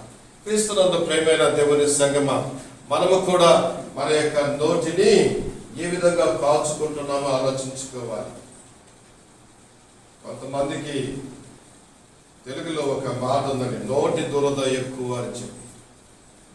నోటి దురద ఎక్కువ అంటే ఎప్పుడు మాట్లాడుతూనే ఉండటం కాదు, అదొక్కటే కాదు, టీవీ యాంకర్ నోరు తెరిస్తే ఇంకా మాట్లాడుతూనే ఉంటారు. వాళ్ళ పని అది, మాట్లాడుతూనే భోజనం వాళ్ళకి, లేకపోతే లేదు. మనము మాట్లాడవలసిన దాన్ని మాట్లాడకుండా మాట్లాడకూడని దాన్ని మాట్లాడుతూ ఉంటాం. మనం మాట్లాడవలసింది ఏంటంటే లోకమునకు వెళ్ళి యేసు రక్షకుడు అని బోధించవలసిన వారమై ఉంటాం. యేసు రక్షకుడిని లోకానికి చాటించవలసిన వారమై ఉన్నాం. దానిని మర్చిన వారమై వేరొక కార్యాలు జరిగిస్తూ ఉంటాం. కళ్ళబొల్లి మాటలు, పనికిరానటువంటి ప్రయోజనం లేనటువంటి మాటలు మాట్లాడుతూ లోకంలో మనల్ని మనం మోసపుచ్చుకుంటూ ఉంటున్నాం.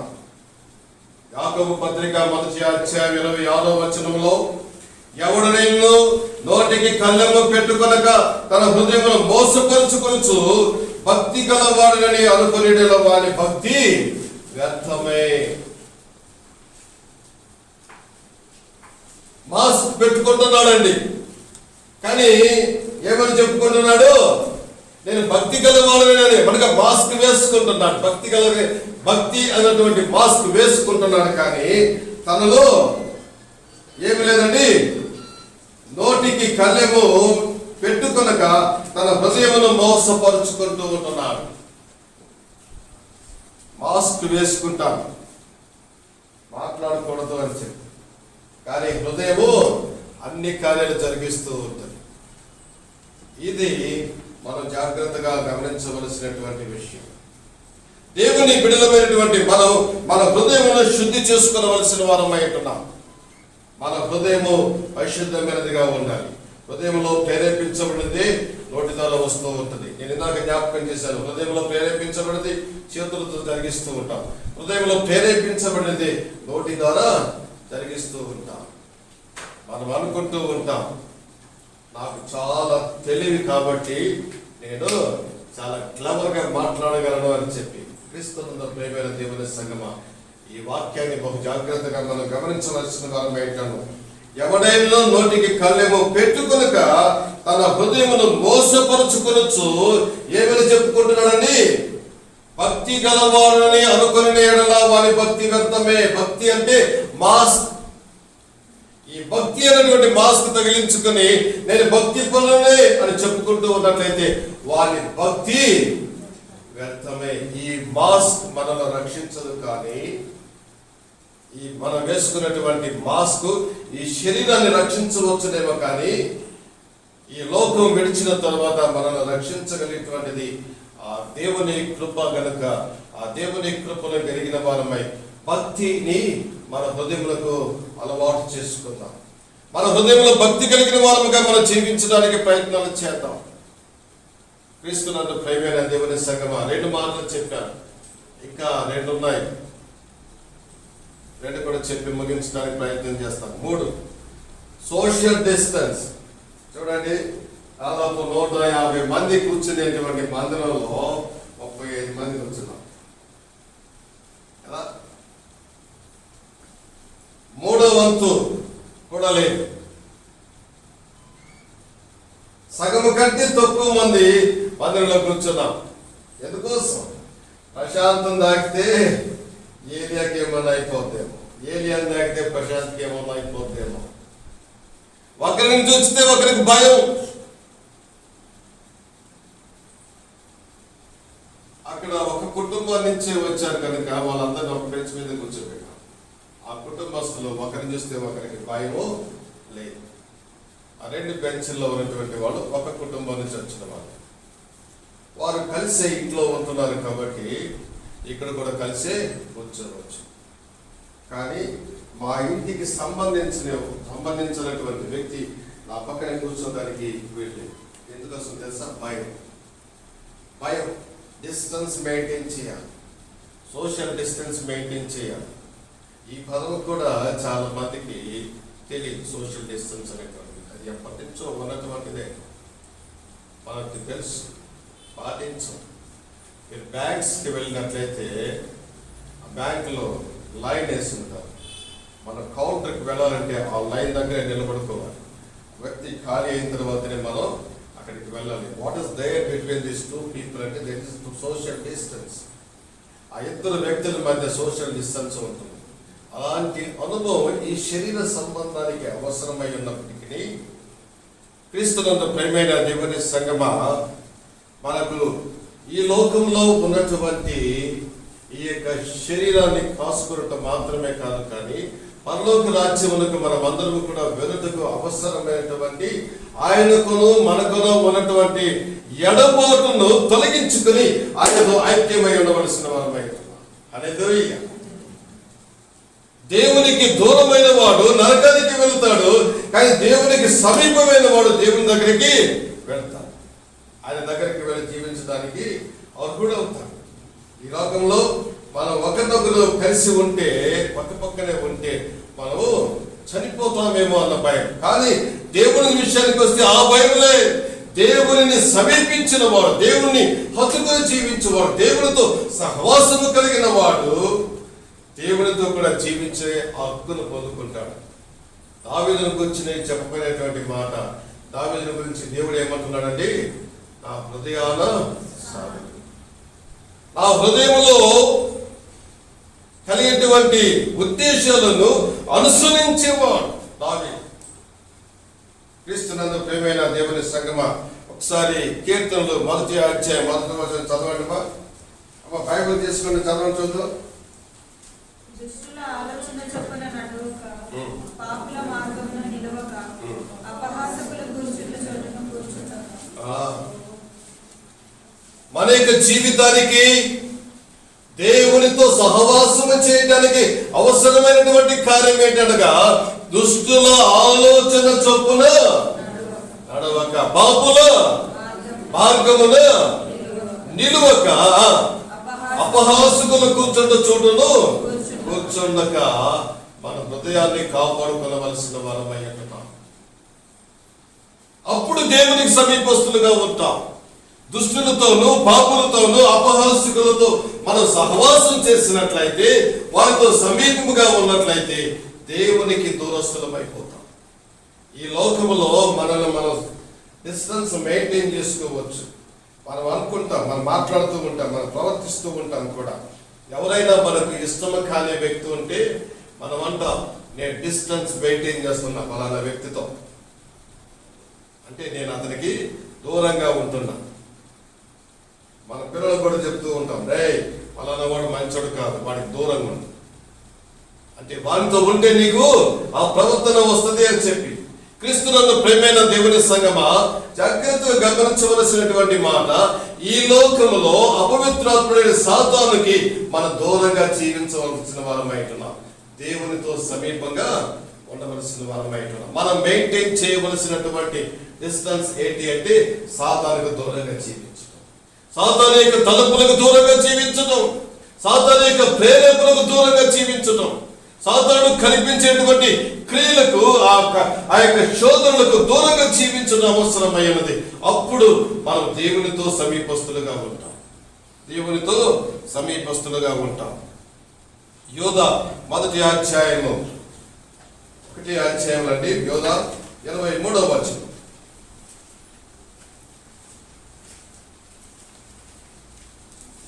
3వ యోహాను తర్వాత వస్తుంది 26వ వచనం.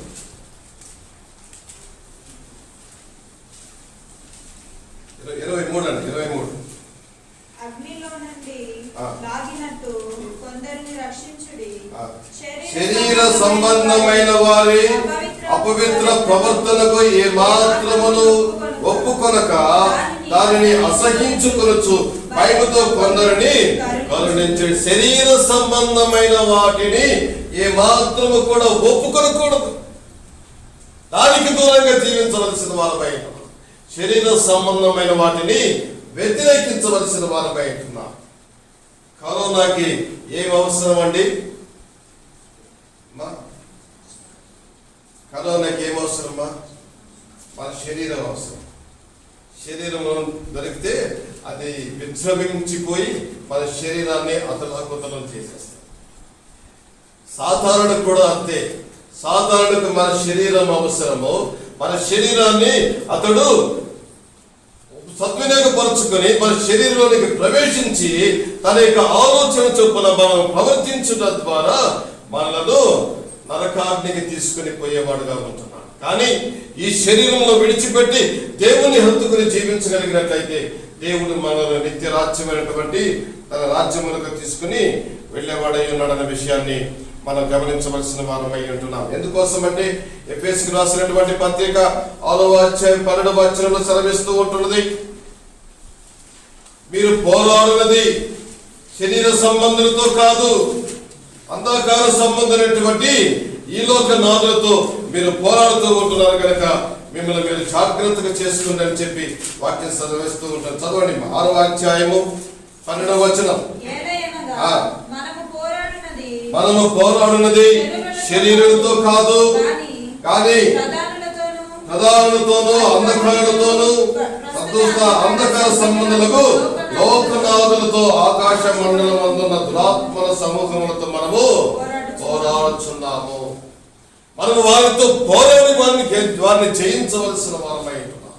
మన పక్షాన ఆయన క్రీస్తు ప్రభుల వారు వారిని జయించిన వాడై ఉంటున్నారు. మనకు విరోధమైనటువంటి సాతాను యొక్క తలను చితకబాది మనను విమోచించుకుని ఉంటున్నాడు. ఈ లోకములో మనము జీవించినంత కాలం సాతానుతో పోరాడవలసిన వారమై ఉంటున్నాం, వారిని ఎదిరించవలసిన వారమై ఉంటున్నాం. ప్రస్తుత కాలంలో ఉన్నటువంటి అంధకార సంబంధులకు లోకనాథులతోనూ ఆకాశ మండలమందున దురాత్మల సమూహములతో మనము పోరాడుతున్నాము. మనకు మన యొక్క ప్రధానమంత్రి ఒక హెచ్చరిక ఇచ్చారు. ఏంటి అంటే we will live with fighting with the corona virus. మనం జీవించుదాము. ఏ విధంగా జీవించుదాం అంటే వైరస్ తో మరి పోటీ పడుతూనే జీవించుదాం, వైరస్ ని ఎదిరించుతూనే జీవించుదాం. ఈ లోకంలో మనకు అదే అవసరమై ఉన్నది. సాతానుతో పోరాడుతూ మనం ఈ లోకమును జయించవలసిన వారమై ఉన్నాం. ఏదైనా మనము పోరాడుచున్నది అంధకార సంబంధులకు లోకనాథులతో ఆకాశ మండలమున్న దురాత్మల సమూహములతో మనం పోరాడవలసిన వారమై ఉంటున్నాం, వాటిని ఎదిరించవలసిన వారమై ఉంటున్నాం. అప్పుడు దేవుని యొక్క రాజ్యమైనటువంటి పరలోక రాజ్యములకు మనమందరం కూడా అనుకూలమవుతామన్న విషయాన్ని ఎరగవలసిన వారమై ఉంటున్నాం. క్రీస్తునందు ప్రియమైన దేవుని సంగమా, 2వ కొరింథీ 6వ అధ్యాయం 15వ వచనంలో అవిశ్వాసితో విశ్వాసికి పాలెక్కడ అనే వాక్యం సెలవిస్తూ ఉంటుంది. మన యొక్క సహవాసం మన యొక్క రక్షకుడైనటువంటి క్రీస్తుతో ఉండాలి, కానీ అవిశ్వాసితో మన యొక్క సహవాసము ఎన్నటికీ ఉండకూడదు. మన దేవుని యొక్క బిడలమైన వారము గనక దేవునితో కలిసి జీవించవలసిన వారమై ఉన్నాం. ఇవన్నీ కూడా ఇప్పటి వరకు చెప్పాను. ఏంటండి మొదటి దెబ్బ వాష్, కడుక్కోవాలి. రెండవది మాస్క్ వేసుకోవాలి. మూడవది సోషల్ డిస్టెన్స్ మెయింటైన్ చేయాలి. ఎవరితో సోషల్ డిస్టెన్స్ ఎవరితో మెయింటైన్ చేయాలండి? ఈ లోక సంబంధమైనటువంటి అంధకార నాదులతో మన యొక్క సోషల్ డిస్టెన్స్ మెయింటైన్ చేయాలి. దేవునితో సహవాసం కలిగి దేవునితో సమీపస్తులుగా జీవించవలసిన వారమై ఉంటున్నాం. అది ఈ లోకమైన సాతాన్ని ఎదిరించడానికి 2 మాటలు ప్రత్యేకంగా ఉంటున్నాయి. అదేంటి అంటే, మొదటిది మన యొక్క శరీరంలో శక్తి ఉన్నట్లయితే, మన శరీరంలో బలం ఉన్నట్లయితే ఈ వైరస్ మనల్ని ఏమీ చేయలేదు. ఇంగ్లీష్లో అంటారు ఇమ్యూనిటీ. మన శరీరంలో ఆ యొక్క శక్తి నిరోధక అనగా రోగ నిరోధక శక్తి మనకు ఉన్నట్లయితే ఇది మనల్ని ఏమీ చేయలేదు. తెలంగాణ ముఖ్యమంత్రి అన్నాడు, స్టార్టింగ్ లో లాక్డౌన్ ప్రారంభమైన సమయంలో ప్రజలతో మాట్లాడుతూ టీవీ ఇంటర్వ్యూలు అంటూ ఉంటున్నాడు, ప్రతిరోజు గుడ్లు తినండి మీ శరీరానికి బలం ఉంటుంది, ప్రతిరోజు మాంసం తినండి మీ శరీరానికి బలం ఉంటుంది. తప్పిస్తే కదా తింటారు, అది తర్వాత సంగతి లేదు. మనుషులకు ఆయన ఇస్తున్నటువంటి హెచ్చరిక ఏంటంటే, శరీరంలో మంచి బలం ఉన్నట్లయితే మనకు రోగం ఏమాత్రం కూడా సమీపించదు. కానీ దేవుని యొక్క వాక్యములు అనేటువంటి ఒక సత్యాన్ని మనం జ్ఞాపకం చేసుకుందాం. మొదటి కొరింథీయులకు రాసినటువంటి పత్రిక 16వ అధ్యాయము 13వ వచనం. మెలకువగా ఉండుడి, విశ్వాసమందు నిలకడగా ఉండుడి, పౌరుషం గలవారై ఉండుడి, బలవంతులై ఉండుడి, మీరు చేయు కార్యములన్నీ ప్రేమతో చేయుడి. చేయుడి. విశ్వాసులమైనటువంటి మనకు అవసరమైనటువంటి కార్యము మెలకువగా ఉండాలి. విశ్వాసములో మెలకువగా ఉండాలి, భక్తిలో మెలకువగా ఉండాలి. మన ఈ యొక్క భక్తితో కూడినటువంటి జీవిత యాత్రలో మనకు మెలకువ చాలా అవసరం. మొన్న ఆ పాస్టర్స్ కి గ్రోసరీస్ ఇచ్చే మీటింగ్కి వెళ్ళినప్పుడు నేనే మాట్లాడుతున్న సమయంలో నాకంటే ఒక పెద్ద వ్యక్తి వచ్చి నా చెవులో ఏదో చెప్పాడు. అది విన్నాను. ఆ తరువాత నేను సమయం ఇంకంటే ఆయన చెప్పిన మాట కూడా నేను చెప్తానికి నేను సిద్ధపడుతూ ఉంటున్నాను. మనసులో నేను చెప్పాల్సింది ఏదో చెప్పేసి ఆ తర్వాత ఆయన చెప్పిన మాట నేను చెప్పాను. ఈ లోపల ఆయన ఏమనుకున్నాడంటే నేను చెప్పలేమో అనుకుని ఆయన చెప్పడం ప్రారంభించాడు. నేను మాట్లాడుతూ ఉంటేనే ఆయన మాట్లాడాడు. నేను అది గ్రహించక ఆయన చెప్పింది విని మళ్ళీ నేను కూడా మాట్లాడేసాను. అప్పుడు నాకు అనిపించింది ఆ పెద్ద ఆయన మాట్లాడే సమయంలో నేను కొంచెం మెలకువ కలిగి మౌనంగా ఉండవలసిందేమో అని అనుకున్నాను. ఎందుకు చెప్తూ ఉంటున్నానంటే మన యొక్క విశ్వాస జీవితానికి మెలకువ చాలా తక్కువ.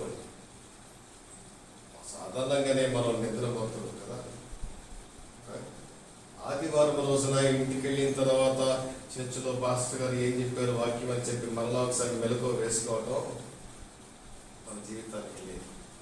నేను ఇంట్లో ప్రతిరోజు మీకోసం వాక్యం రికార్డ్ చేసి మీకోసం పంపించిన తర్వాత మళ్ళీ నేను వింటాను. మా ఇంట్లో కూడా అడుగుతూ ఉంటాను, నువ్వే కదా చెప్పావు, మళ్ళీ ఏంటి నువ్వు వింటూ ఉంటున్నావు. అది నేను సంఘానికి చెప్పాను, ఇది నా కోసం వింటూ ఉంటున్నాను. నేను వింటూ ఉన్నది నా కోసం. అనగా చెప్పేవాడిని మాత్రమే కాదు, కానీ చెప్పిన దానిని పాటించేవాడిగా కూడా నేను ఉండాలి. అది మెలకువ. క్రైస్తవ జీవితానికి మెలకువ అవసరమై ఉన్నది. అది మనకు ఫలము. రెండవ మాటను గమనించినట్లయితే విశ్వాసమునందు మెలకువగా ఉండండి. అపవాదికి సాతాను ఎదిరించుటకు మనం విశ్వాసమునందు మెలకువగా ఉండవలసిన వారమై ఉంటున్నాం. పౌరుషము గలవారై యునుడి. ఈ మధ్యనే మీకు జ్ఞాపకం చేశాను. ఏలియా ఆ యొక్క గుహలో దావుకొని ఉంటున్నప్పుడు దేవుడు వచ్చి మాట్లాడినప్పుడు ఏలియా ఇక్కడ నువ్వేం చేస్తూ ఉంటావు అంటే దేవుడు ఏలియా ఏమన్నాడండి? ఇశ్రాయేలు పక్షుల మహారోషము గలవాడని నేను ఒక్కడనే ఇక్కడ మిగిలి ఉన్నాను అంటున్నాడు. రోషం కావాలి. విశ్వాసులు అనబడినటువంటి మన యొక్క జీవితంలో పౌరుషము కలిగి జీవించవలసిన వారమై ఉంటున్నాం. బలవంతులై ఉండుడి.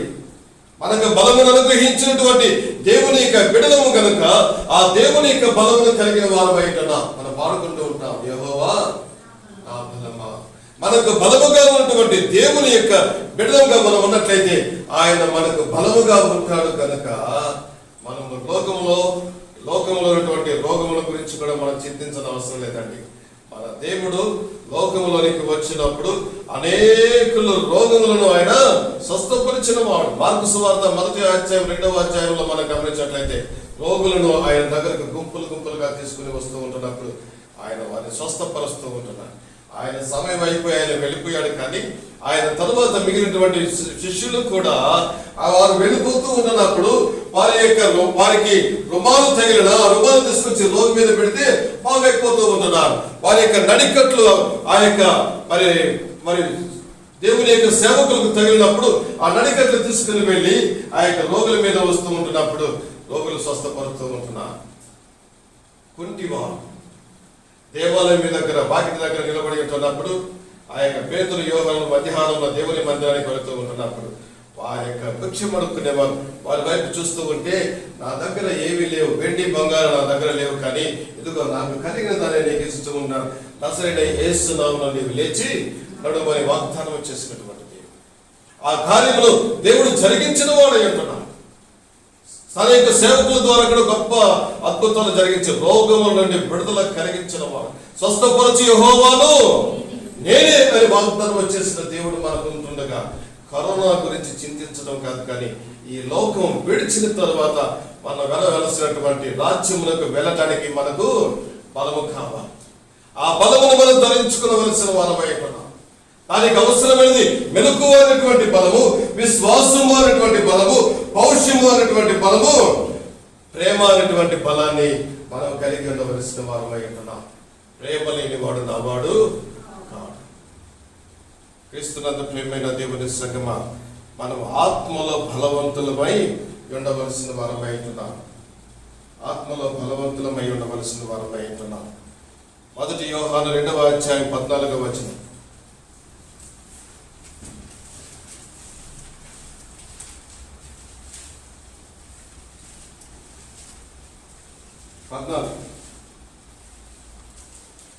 చిన్నపిల్లలారా, మీరు తండ్రిని ఎరిగి ఉన్నారు గనుక మీకు రాయుచున్నాను. తండ్రులారా, ఆది నుండి ఉన్న వారిని ఎరిగి ఉన్నారు కనుక మీకు రాయుచున్నాను. యవనస్తులారా, మీరు బలవంతులు, దేవుని వాక్యము మీ యందు నిలుచుచున్నది కనుక నిలుచున్నది మీరు దుష్టుని జయించి ఉన్నారు. హల్లెలూయా. మనం జయించవలసినది దుష్టుడైనటువంటి సాతానుని. కరోనా వైరస్ గురించి కాదండి. అమెరికాలో చాలా భయంకరమైనటువంటి పరిస్థితులు జరుగుతూ ఉంటున్నాయి. మీకు తెలుసు, కరోనా వైరస్ ద్వారా లక్షల మంది అమెరికాలో చనిపోయారు. ఒకవైపున ఆ చింతలో ఉంటున్నది అమెరికా దేశమంతా కూడా ఆ వైరస్ గురించినటువంటి చింతలో ఉంటూ ఉంటుంది. ఒకవైపున అమెరికా ప్రెసిడెంట్ లాక్డౌన్ డిక్లేర్ చేయలేదని సొలుపుకునే గుంపు ఒకవైపు ఉంటే, మరొక వైపు ఉన్నటువంటి గుంపు స్వేచ్ఛగా తిరుగుతూ ఉంటున్నారు. ఏదైనా అమెరికాలో చాలా మంది చనిపోతూ ఉంటున్నారు. ఒకవైపున ఇది జరుగుతూ ఉంటే, రెండో వైపున మరొక శోధన ఏంటంటే, ఈ యొక్క రేసిజం స్టార్ట్ అయింది. నల్ల జాతి వారికి తెల్ల జాతి వారికి మధ్య విభేదాలు వచ్చి, ఆ నల్ల జాతి వారు తక్కువ మైనారిటీ అయినటువంటి నల్ల జాతి వారిని తెల్ల జాతి వారు కొట్టి చంపివేయడం చూస్తూ ఉంటున్నారు. పోలీస్ ఒక జార్జ్ ఫ్లాయిడ్ అనేటువంటి వ్యక్తిని మరి కాలితో తొక్కి అతన్ని చంపివేయడం మీరందరూ కూడా చూస్తుంటారు వాట్సాప్లో, టీవీలో. రేసిజం స్టార్ట్ అయిపోయింది. ఆ యొక్క భయంకరమైనటువంటి పరిస్థితి దేశమంతా కూడా మడుచూ ఉంటుంది. భయంకరమైనటువంటి పరిస్థితిలో దేశం ఉంటున్నది. నేను క్రిస్ అప్పుడప్పుడు ప్రతిరోజు వాట్సాప్లో మెసేజ్లు పంపించుకుంటూ ఉంటాం. క్రిస్ ఒకరోజు అన్నటువంటి మాట ఏంటంటే, Vinay, my heart is trembling, I'm looking forward for the trumpet sound. నా హృదయం చాలా ఆవేదనగా ఉంటున్నది. నేను కడబోల యొక్క శబ్దం కొరకు ఎదురు చూస్తూ ఉంటున్నాను. ఆ మాట విన్నప్పుడు నాకు చాలా బాధ కలిగిందండి. అమెరికా యొక్క పరిస్థితి ఎలా ఉంటుందంటే, నేను ఈ లోకం విడిచిపెడితే బాగుండు, నేను దేవుని దగ్గరికి వెళ్తాను, అది కావాలి అని చెప్పి కోరుకుంటున్నాను అంటున్నాడు. I'm looking forward for the trumpets. బోరుల యొక్క శబ్దం వినడానికి నేను ఇష్టపడుతూ ఉంటున్నా. బోరుల యొక్క శబ్దం కొరకు నేను ఎదురు చూస్తూ ఉంటున్నాను అంటున్నాడు. 2 రోజులకు ముందుగా మా అమ్మ దగ్గరికి వెళ్ళాను. ఆమెకు ఆరోగ్యం బాగోలేకపోతే మెడిసిన్స్ తీసుకుని ఆమె దగ్గరికి వెళితే, ఏమ్మా అంటే ఆమె కళ్ళు కనపడలేదు పూర్తిగా, అటు ఇటు చూస్తూ ఉంటుంది. నేను ఇక్కడే కూర్చున్నా, నీ పక్కనే ఉన్నాను, నేను చేయి పట్టుకున్నప్పుడు ఆమె అంటూ ఉన్నట్టు మాట ఏంటంటే, శుక్రవారం రాత్రి ఏం లాభం లేదు అని. ఏం లాభం లేదు. లాభం ఏం కావాలమ్మా, ఇంత వయసు అయిపోయింది కదా, ఆరోగ్యంగా ఉన్నాం, ఇంకా లాభం ఏంటమ్మా అంటే, ఆమె అయిపోయింది నా పని, లాభం లేదు, ఆయన తీసుకుంటే వెళ్ళిపోతాను. క్రీస్తునందు ప్రియమైన దేవుని సంగమా, అంటే ఒక వ్యక్తి జీవించడానికి ఇష్టపడనటువంటి పరిస్థితులు లోకంలో ఉంటూ ఉంటున్నారు. క్రీస్తు అన్నటువంటి మాట కూడా ఎంతో వేదన కలుగుతూ ఉందంటే, లోకములో జరిగేటువంటి ఆ పరిస్థితులు హృదయాన్ని కదిలించి వేస్తూ ఉంటున్నాయి. పరలోకానికి వెళితే ఆ హృదయంలో ఆ వేదన ఉండదు, సమాధానం దొరుకుతుంది. కనుక మన యొక్క పరిస్థితిని కూడా జ్ఞాపకం చేసుకోవలసిన వారమై ఉన్నాం. ఈ లోకము బహు భయంకరమైనది కనుక పరలోకములకు వచ్చినటువంటి ఎదురు చూపులు మనకందరికీ అవసరమై ఉన్నది అన్న విషయాన్ని మనం గమనించవలసిన వారమై ఉంటున్నాం. మరొక చివరి మాటకు వెళదాం. మీకు దగ్గు, జలుబు, జ్వరం ఉన్నట్లయితే 10444కి మీరు కాల్ చేయండి. లేదా ఇంకొకటి ఏదో చెప్తారు కదా, వింటలేదమ్మా, ఇంకోటి ఏదో వస్తుంది కంటిన్యూ మాట, అది నాకు గుర్తు రావట్లేదు. ఇది మీద బిస్క్ అయిపోయింది. నాకంటూ ఫోన్లు ఎక్కువ వస్తుంటాయి, నేను ఎక్కువ ఫోన్లు చేస్తూ ఉంటాను. అంటే నీకు శోధన సంభవిస్తే, నీకు ఈ జబ్బు వస్తున్నట్లు అనిపిస్తే నువ్వు కాల్ చేస్తే మేము వచ్చి నిన్ను తీసుకొని వెళ్తాం, నీకు వైద్యం చేస్తామని అనుకుంటున్నా. ఒక విషయం చెప్పనా, తీసుకుని వెళ్ళిన తర్వాత తిరిగి ఆ ఇంటికి వ్యక్తి శవంగా కానీ లేకపోతే సజీవంగా కానీ వచ్చే వరకు ఎటువంటి ఇన్ఫర్మేషన్ ఉండదండి. మనం ఫోన్ చేసి మా వాడిని తీసుకెళ్ళారు కదా, ఎలాగున్నాడయా అని అడగడానికి కూడా అవకాశాలు, నో ఇన్ఫర్మేషన్ అట్ ఆల్. ఈ దేశంలో కొంచెం లిబరల్గా ఉండొచ్చేమో, కానీ ఆ యొక్క ఇంగ్లాండ్లో అక్కడంతా ఎలాగుండదంటే తీసుకుని వెళ్ళటమే జరుగుతుంది. బ్రతికితే ఇంటికి తీసుకొచ్చి డ్రాప్ చేస్తారు, చనిపోతే వాళ్ళు ఫోన్ చేసి చెప్తారు, మీ వ్యక్తి ఫలానా వ్యక్తి, ఫలానా పేరు కలిగిన వ్యక్తి చనిపోయాడు, మేము సమాధి చేసేసామని చెప్తారు. ముందేం చెప్పారండి, మీకు జబ్బు ఉంటే మాకు ఫోన్ చేయండి, మేము తీసుకెళ్ళి మిమ్మల్ని రక్షిస్తామన్నారు. కానీ రక్షించలేనటువంటి పరిస్థితుల్లో దిగజారిపోయినప్పుడు వారి యొక్క డీటెయిల్స్ కూడా దొరకడం లేదు. ఇది ఈ లోకంలో ఉన్నటువంటి రక్షణ. కానీ మన లోకంలో ఉన్నటువంటి రక్షణకు వచ్చి ఒక్క మాట మాత్రం మీకు జ్ఞాపకం చేసి నేను ముగిస్తాను. ఇర్మియా గ్రంథం 3వ అధ్యాయము 33వ అధ్యాయం 33వ అధ్యాయం 3వ వచనం.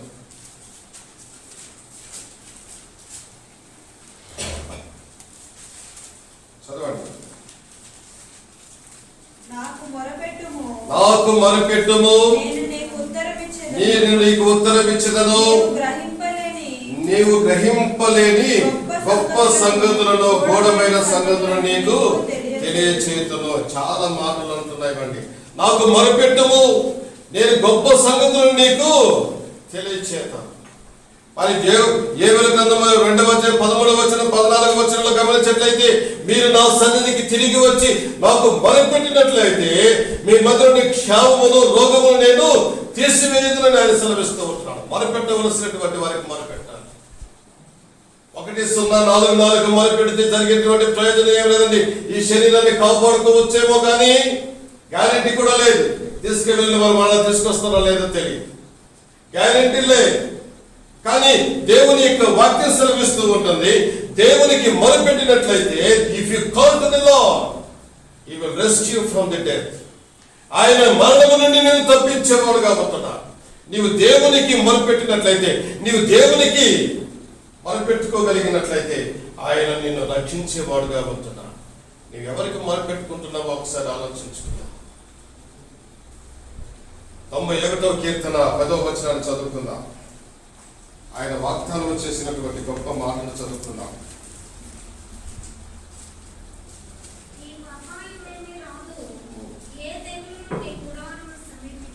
హల్లెలూయా! ఎంతది గొప్ప వాగ్దానమో చూడండి. దేవుడు ఎవరైతే దేవుణ్ణి ఆధారము చేసుకుని ఆయన చాటున నివసించగలుగుతారో వారితో ఆయన చెబుతున్నటువంటి వాగ్దానము ఏమనగా గమనించినట్లయితే, నీకు అపాయమేమియో రాదు. నీవు ఆయనకు మొరపెట్టాలి. 1044 కాదండి.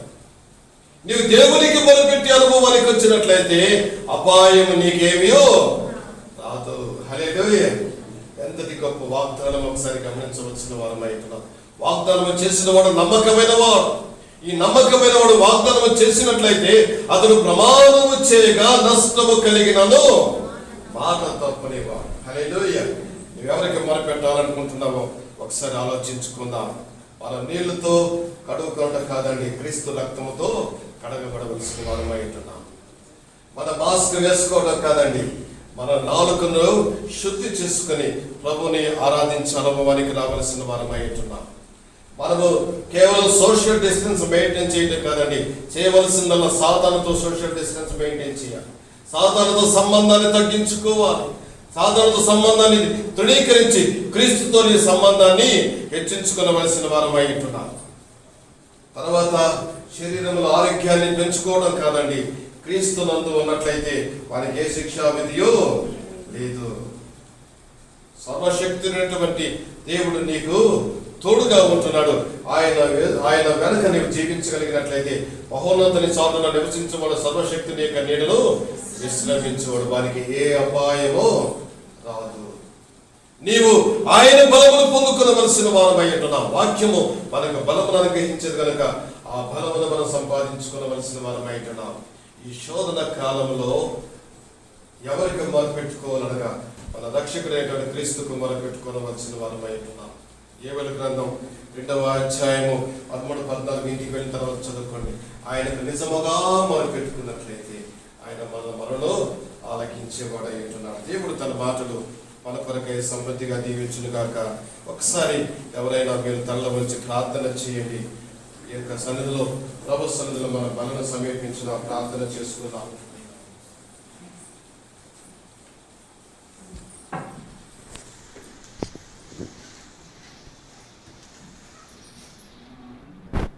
ఎవరైనా ఒకరు ప్రేరేపించబడిన వారు చెప్పబడిన వాక్యము నిమిత్తము అలాగే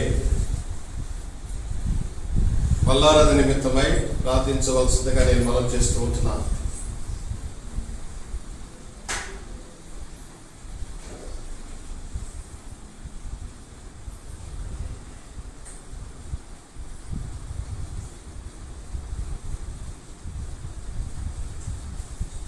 సమయాన్ని వ్యర్థం చేయకండి.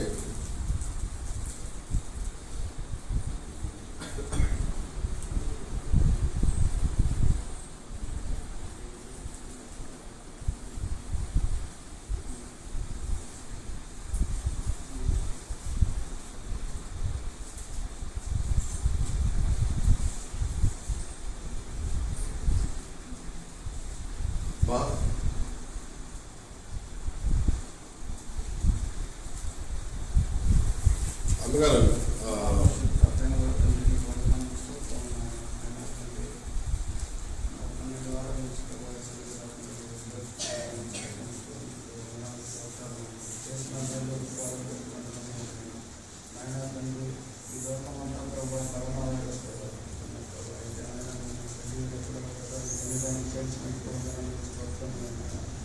మహా గొప్ప కార్యాలు చేసే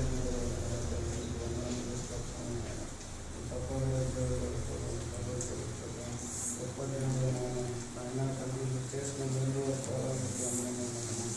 ఆయన తండ్రి శరీరంలో రక్తంలో ప్రభావాన్ని పాల్గొని ఇచ్చిన బాధ్యతను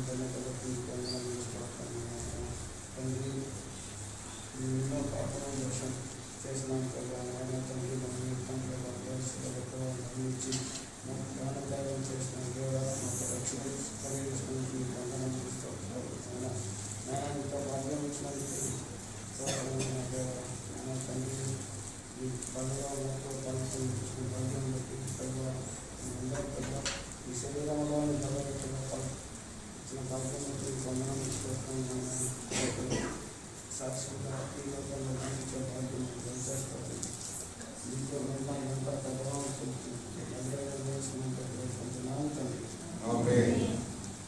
క్రీస్తునందు ప్రియులారా, ప్రభు యొక్క బలను సమీపించున్నాము. వీటి వల్ల చాలా జాగ్రత్తలు తీసుకొని సిద్ధపరచడం జరిగింది. ఈ పంచినప్పుడు కూడా చాలా జాగ్రత్తగా దాన్ని పంచడం జరుగుతూ ఉంటుంది. బలవంతం చేయటం లేదు. ఆసక్తి కలిగిన వారు మీరు బలలో పొందుకొనవచ్చు. దేవుడు ఆ యొక్క కృప మనకందరికీ తోడుగా వచ్చునుగాక. ఆమేన్. వాళ్ళ నిమిత్తమై ప్రార్థన చేసుకుందాం. మహాపరిశుద్ధమైన తండ్రి, కృపగల దేవ, మీకు వందనములు చెల్లిస్తూ ఉంటున్నాం. మీ శరీరమును మీ రక్తమును తీసుకొని తిని త్రాగు నిమిత్తమై మేమందరము కూడా మీ బలను సమీపించి ఉంటుండగా దేవా, మీ కృప మాకు తోడుగా ఉంచము. నా తండ్రి, మీ యొక్క శరీరం తిని మీ రక్తము త్రాగువాడి నిత్యజీవము గలవాడు కనుక దేవా, ఆ కృపను మమ్మల్ని పాత్రలుగా చేయడం నిమిత్తమై మీరు అనుగ్రహించిన ఈ చక్కని అవకాశం కొరకే మీకు వందనములు చెల్లిస్తున్నాము తండ్రి. ఈ శరీరమును మీ రక్తంలో తీసుకొని తిని త్రాగుతున్నటువంటి మేము నా తండ్రి, నిత్య జీవములకు కారకులాగా మీ కృప దయచేయమని మా రక్షకుడైన యేసునామమున కృతజ్ఞతాస్తుతులు చెల్లిస్తూ ప్రార్థిస్తున్నాము తండ్రి. ఆమేన్.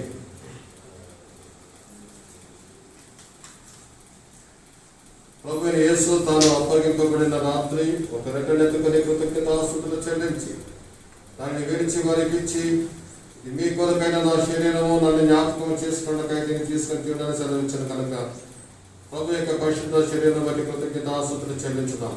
గొప్ప దైవ తండ్రి, కృపగల మా యేసు రాజా, మీ కోణంలో చెల్లిస్తున్నాను తండ్రి. ఈ శరీరంలో మేమందరం తీసుకొని తినచ్చు ఉంటుండక దేవా, మీ కృప మాకు తోడుగా వచ్చింది. రక్షకుడు నేస్తున్నాము, నా కృతజ్ఞతాస్తుతులు చెల్లిస్తూ ప్రార్థిస్తున్నాను తండ్రి. ఆమేన్. ప్రభు యొక్క మళ్ళా మీ మధ్యకి వస్తూ ఉంటుండగా మీరందరూ కూడా ఆసక్తి కలిగిన వారు తీసుకోవాల్సిందిగా నేను మనం చేస్తున్నాను. మీ చేతులు పైకెత్తినట్లయితే నేను మీ మధ్యకి వస్తాను.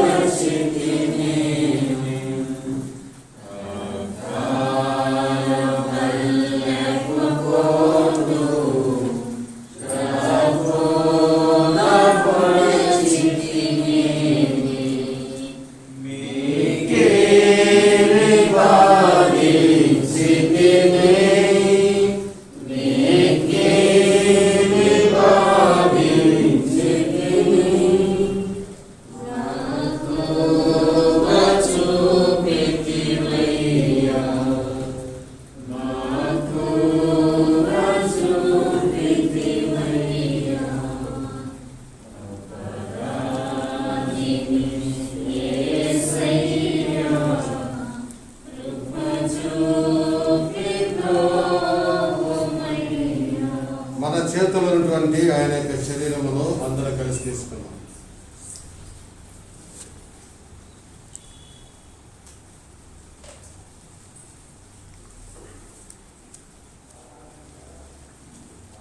ఆ ప్రకారమే భోజనమైన పిమ్మట ఆయన ఒక పాత్రను ఎత్తుకొని, ఇది నా రక్తమునైన క్రొత్త నిబంధన, మీరు దీనిలో త్రాగినప్పుడల్లా నన్ను జ్ఞాపకం చేసుకోవడానికి నేను తీసుకుని సెలవించను కనుక ఆయనకు కృతజ్ఞతాస్తుతులు చెల్లించుదాం.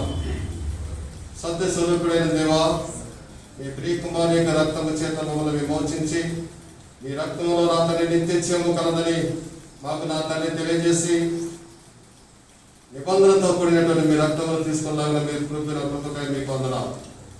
నా తండ్రి, అనేక వారముల తర్వాత ఈ విధముగా మీ మరణం సమీపించుటకు మీరు మాకు ఇచ్చిన ఈ కృపకై మీకు వందనాలు చెల్లిస్తూ, నా తండ్రి తీసుకుని రావచ్చినటువంటి మేము మీతో నిబంధన కలిగిన ప్రజలుగా జీవించలాగా కృప దయచేయమని రక్షకుడైన యేసు నామములో కృతజ్ఞతాస్తుతులు చెల్లిస్తూ ప్రార్థిస్తున్నాము తండ్రి.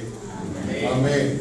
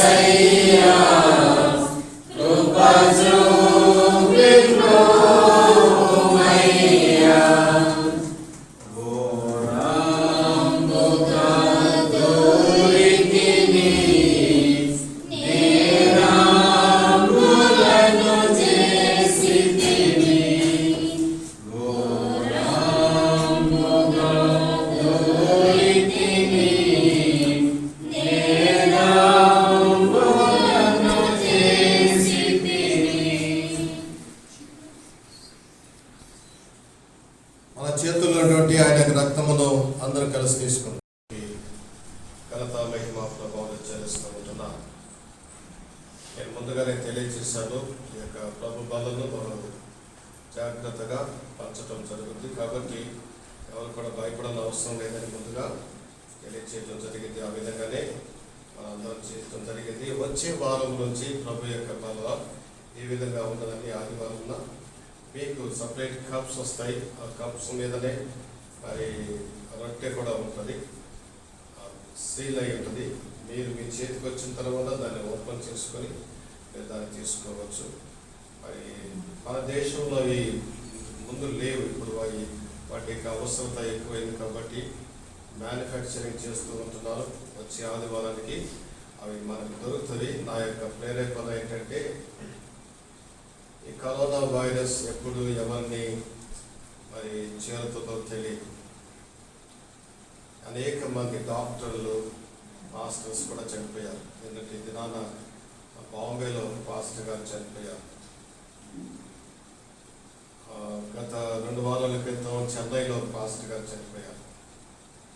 కాబట్టి నా యొక్క ఆలోచన ఏంటంటే, ఎవరిని ఎప్పుడు అది సంక్రమిస్తుందో తెలియదు కనుక దేవా మీ బిడ్డలందరితో కలిసి ఒకసారి మళ్ళా చేసుకోవటానికి కృప దయచేయమని దేవుణ్ణి అడుగుట ద్వారా దేవుడు అనుగ్రహించిన ఈ చక్కని అవకాశాన్ని మనందరం కూడా సద్వినియోగం చేసుకోగలిగాం.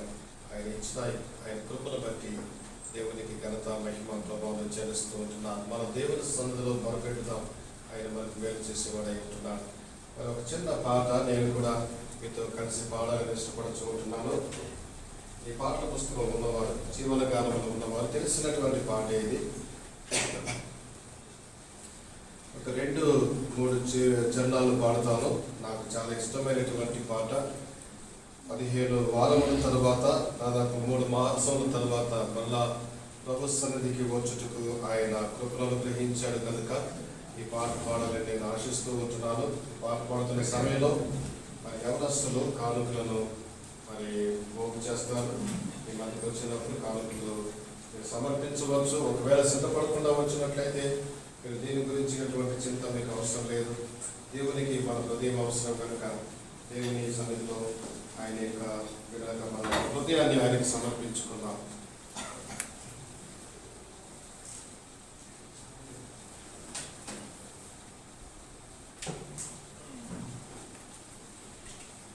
వెయ్యిన్ని 172వ పాట. నీ పాద సన్నిధికి కృపామయ యేసయ్య అనే పాటలు పాడుతున్నాం. నీ పాద సన్నిధికి కృపామయ యేసయ్య, నీ ప్రేమ కలుగొనుచు దేవా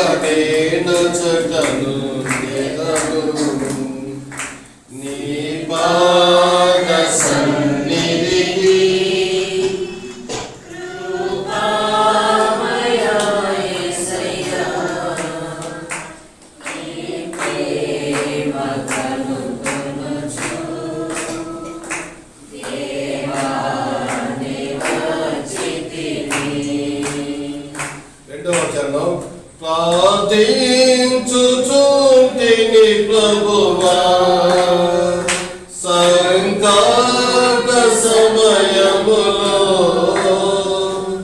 ప్రార్థించుచుంటిని ప్రభువా సంకట సమయములో, దయచూపి నన్ను కరుణించి ప్రేమతో ఆదరించుమయ్యా, దయచూపి కరుణించి ప్రేమతో ఆదరించుమయ్యా. నీ పాద సన్నిధికి కృపామయ యేసయ్యా, నీ ప్రేమ కలుగొనుచు దేవాని వచ్చితిని. 7వ చరణం. జీవించి ఎదుగునట్లు జయ జీవితంబు నీవు, జీవించి ఎదుగునట్లు జయ జీవితము నీవు, ఫలించి వర్ధిల్లుటకై ప్రభువా నీ కృప నీవు, ఫలించి వర్ధిల్లుటకై ప్రభువా నీ కృప నీవు. నీ పాద సన్నిధికి కృపామయ యేసయ్యా,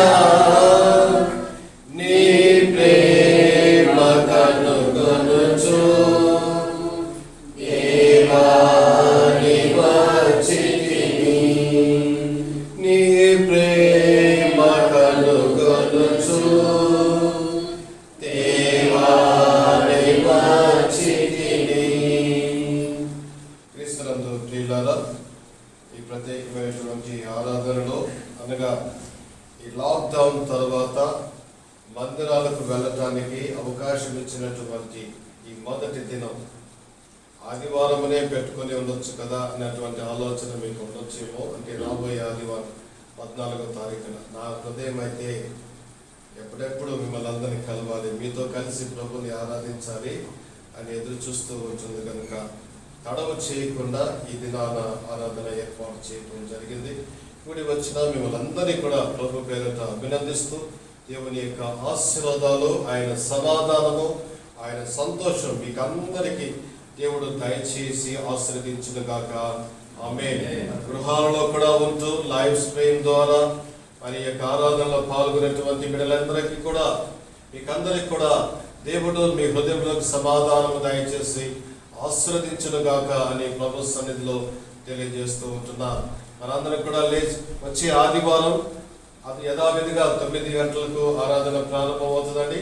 దయచేసి సంఘమంతా కూడా సకాలంలోకి వచ్చినట్లయితే ఈ విధంగానే సోషల్ డిస్టెన్స్ మెయింటైన్ చేయడం జరుగుతుంది. మరి కొంతకాలం మరి ఈ కరోనా వైరస్ యొక్క భీతి పోయే వరకు ఈ విధంగానే ఉంటుంది. మరి వచ్చే వారము బయట అక్కడ టీవీ పెట్టి ప్రొజెక్టర్ ఉంటుంది, ఆ ఖాళీ స్థలంలో కూడా మీరు కూర్చోవచ్చు. కాబట్టి మరి ఇలాగే ఉంటుంది. మరి మీరు చర్చికి వస్తూ ఉంటున్నప్పుడు వృద్ధాప్యం ఉన్నటువంటి వారిని 65 సంవత్సరాల కంటే ఎక్కువ ఉన్న వారిని తీసుకురాకండి. ఒకవేళ వారి యొక్క విశ్వాసం నేను వెళ్ళాలి అంటే నేను దానికి అభ్యంతరం చెప్పవాడను.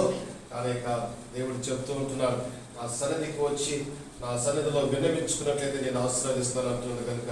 కాబట్టి నేనైతే అభ్యంతరం చెప్పను. మరి కాకపోతే అలాగే పిల్లలను 10 సంవత్సరాల కంటే లోనుగా ఉన్నటువంటి పిల్లలను దయచేసి మీరు గృహాల్లో ఉంచిరండి. దేవుడు సన్నిధిలో కొంతకాలం ఈ విధంగా మనం దేవుడిని ఆరాధించుకుందాం. దేవుడు మంచి సమయాన్ని త్వరలో దయచేస్తాడు. అప్పుడు కుటుంబ సమేతంగా మనం అందరం కూడా వచ్చి ప్రభుని ఆరాధించుకోవచ్చు. అప్పటి వరకు దేవుని సన్నిధిలో ఈ విధంగా కలుసుకోవడానికి ప్రయత్నాలు చేద్దాం. ఈ సమయాన మనందరం కూడా తనలో వచ్చినట్లయితే లేచి నిలబడి తనలో వచ్చినట్లయితే చివరి ప్రార్థన ఆశీర్వాదంతో సెలవు తీసుకుందాం.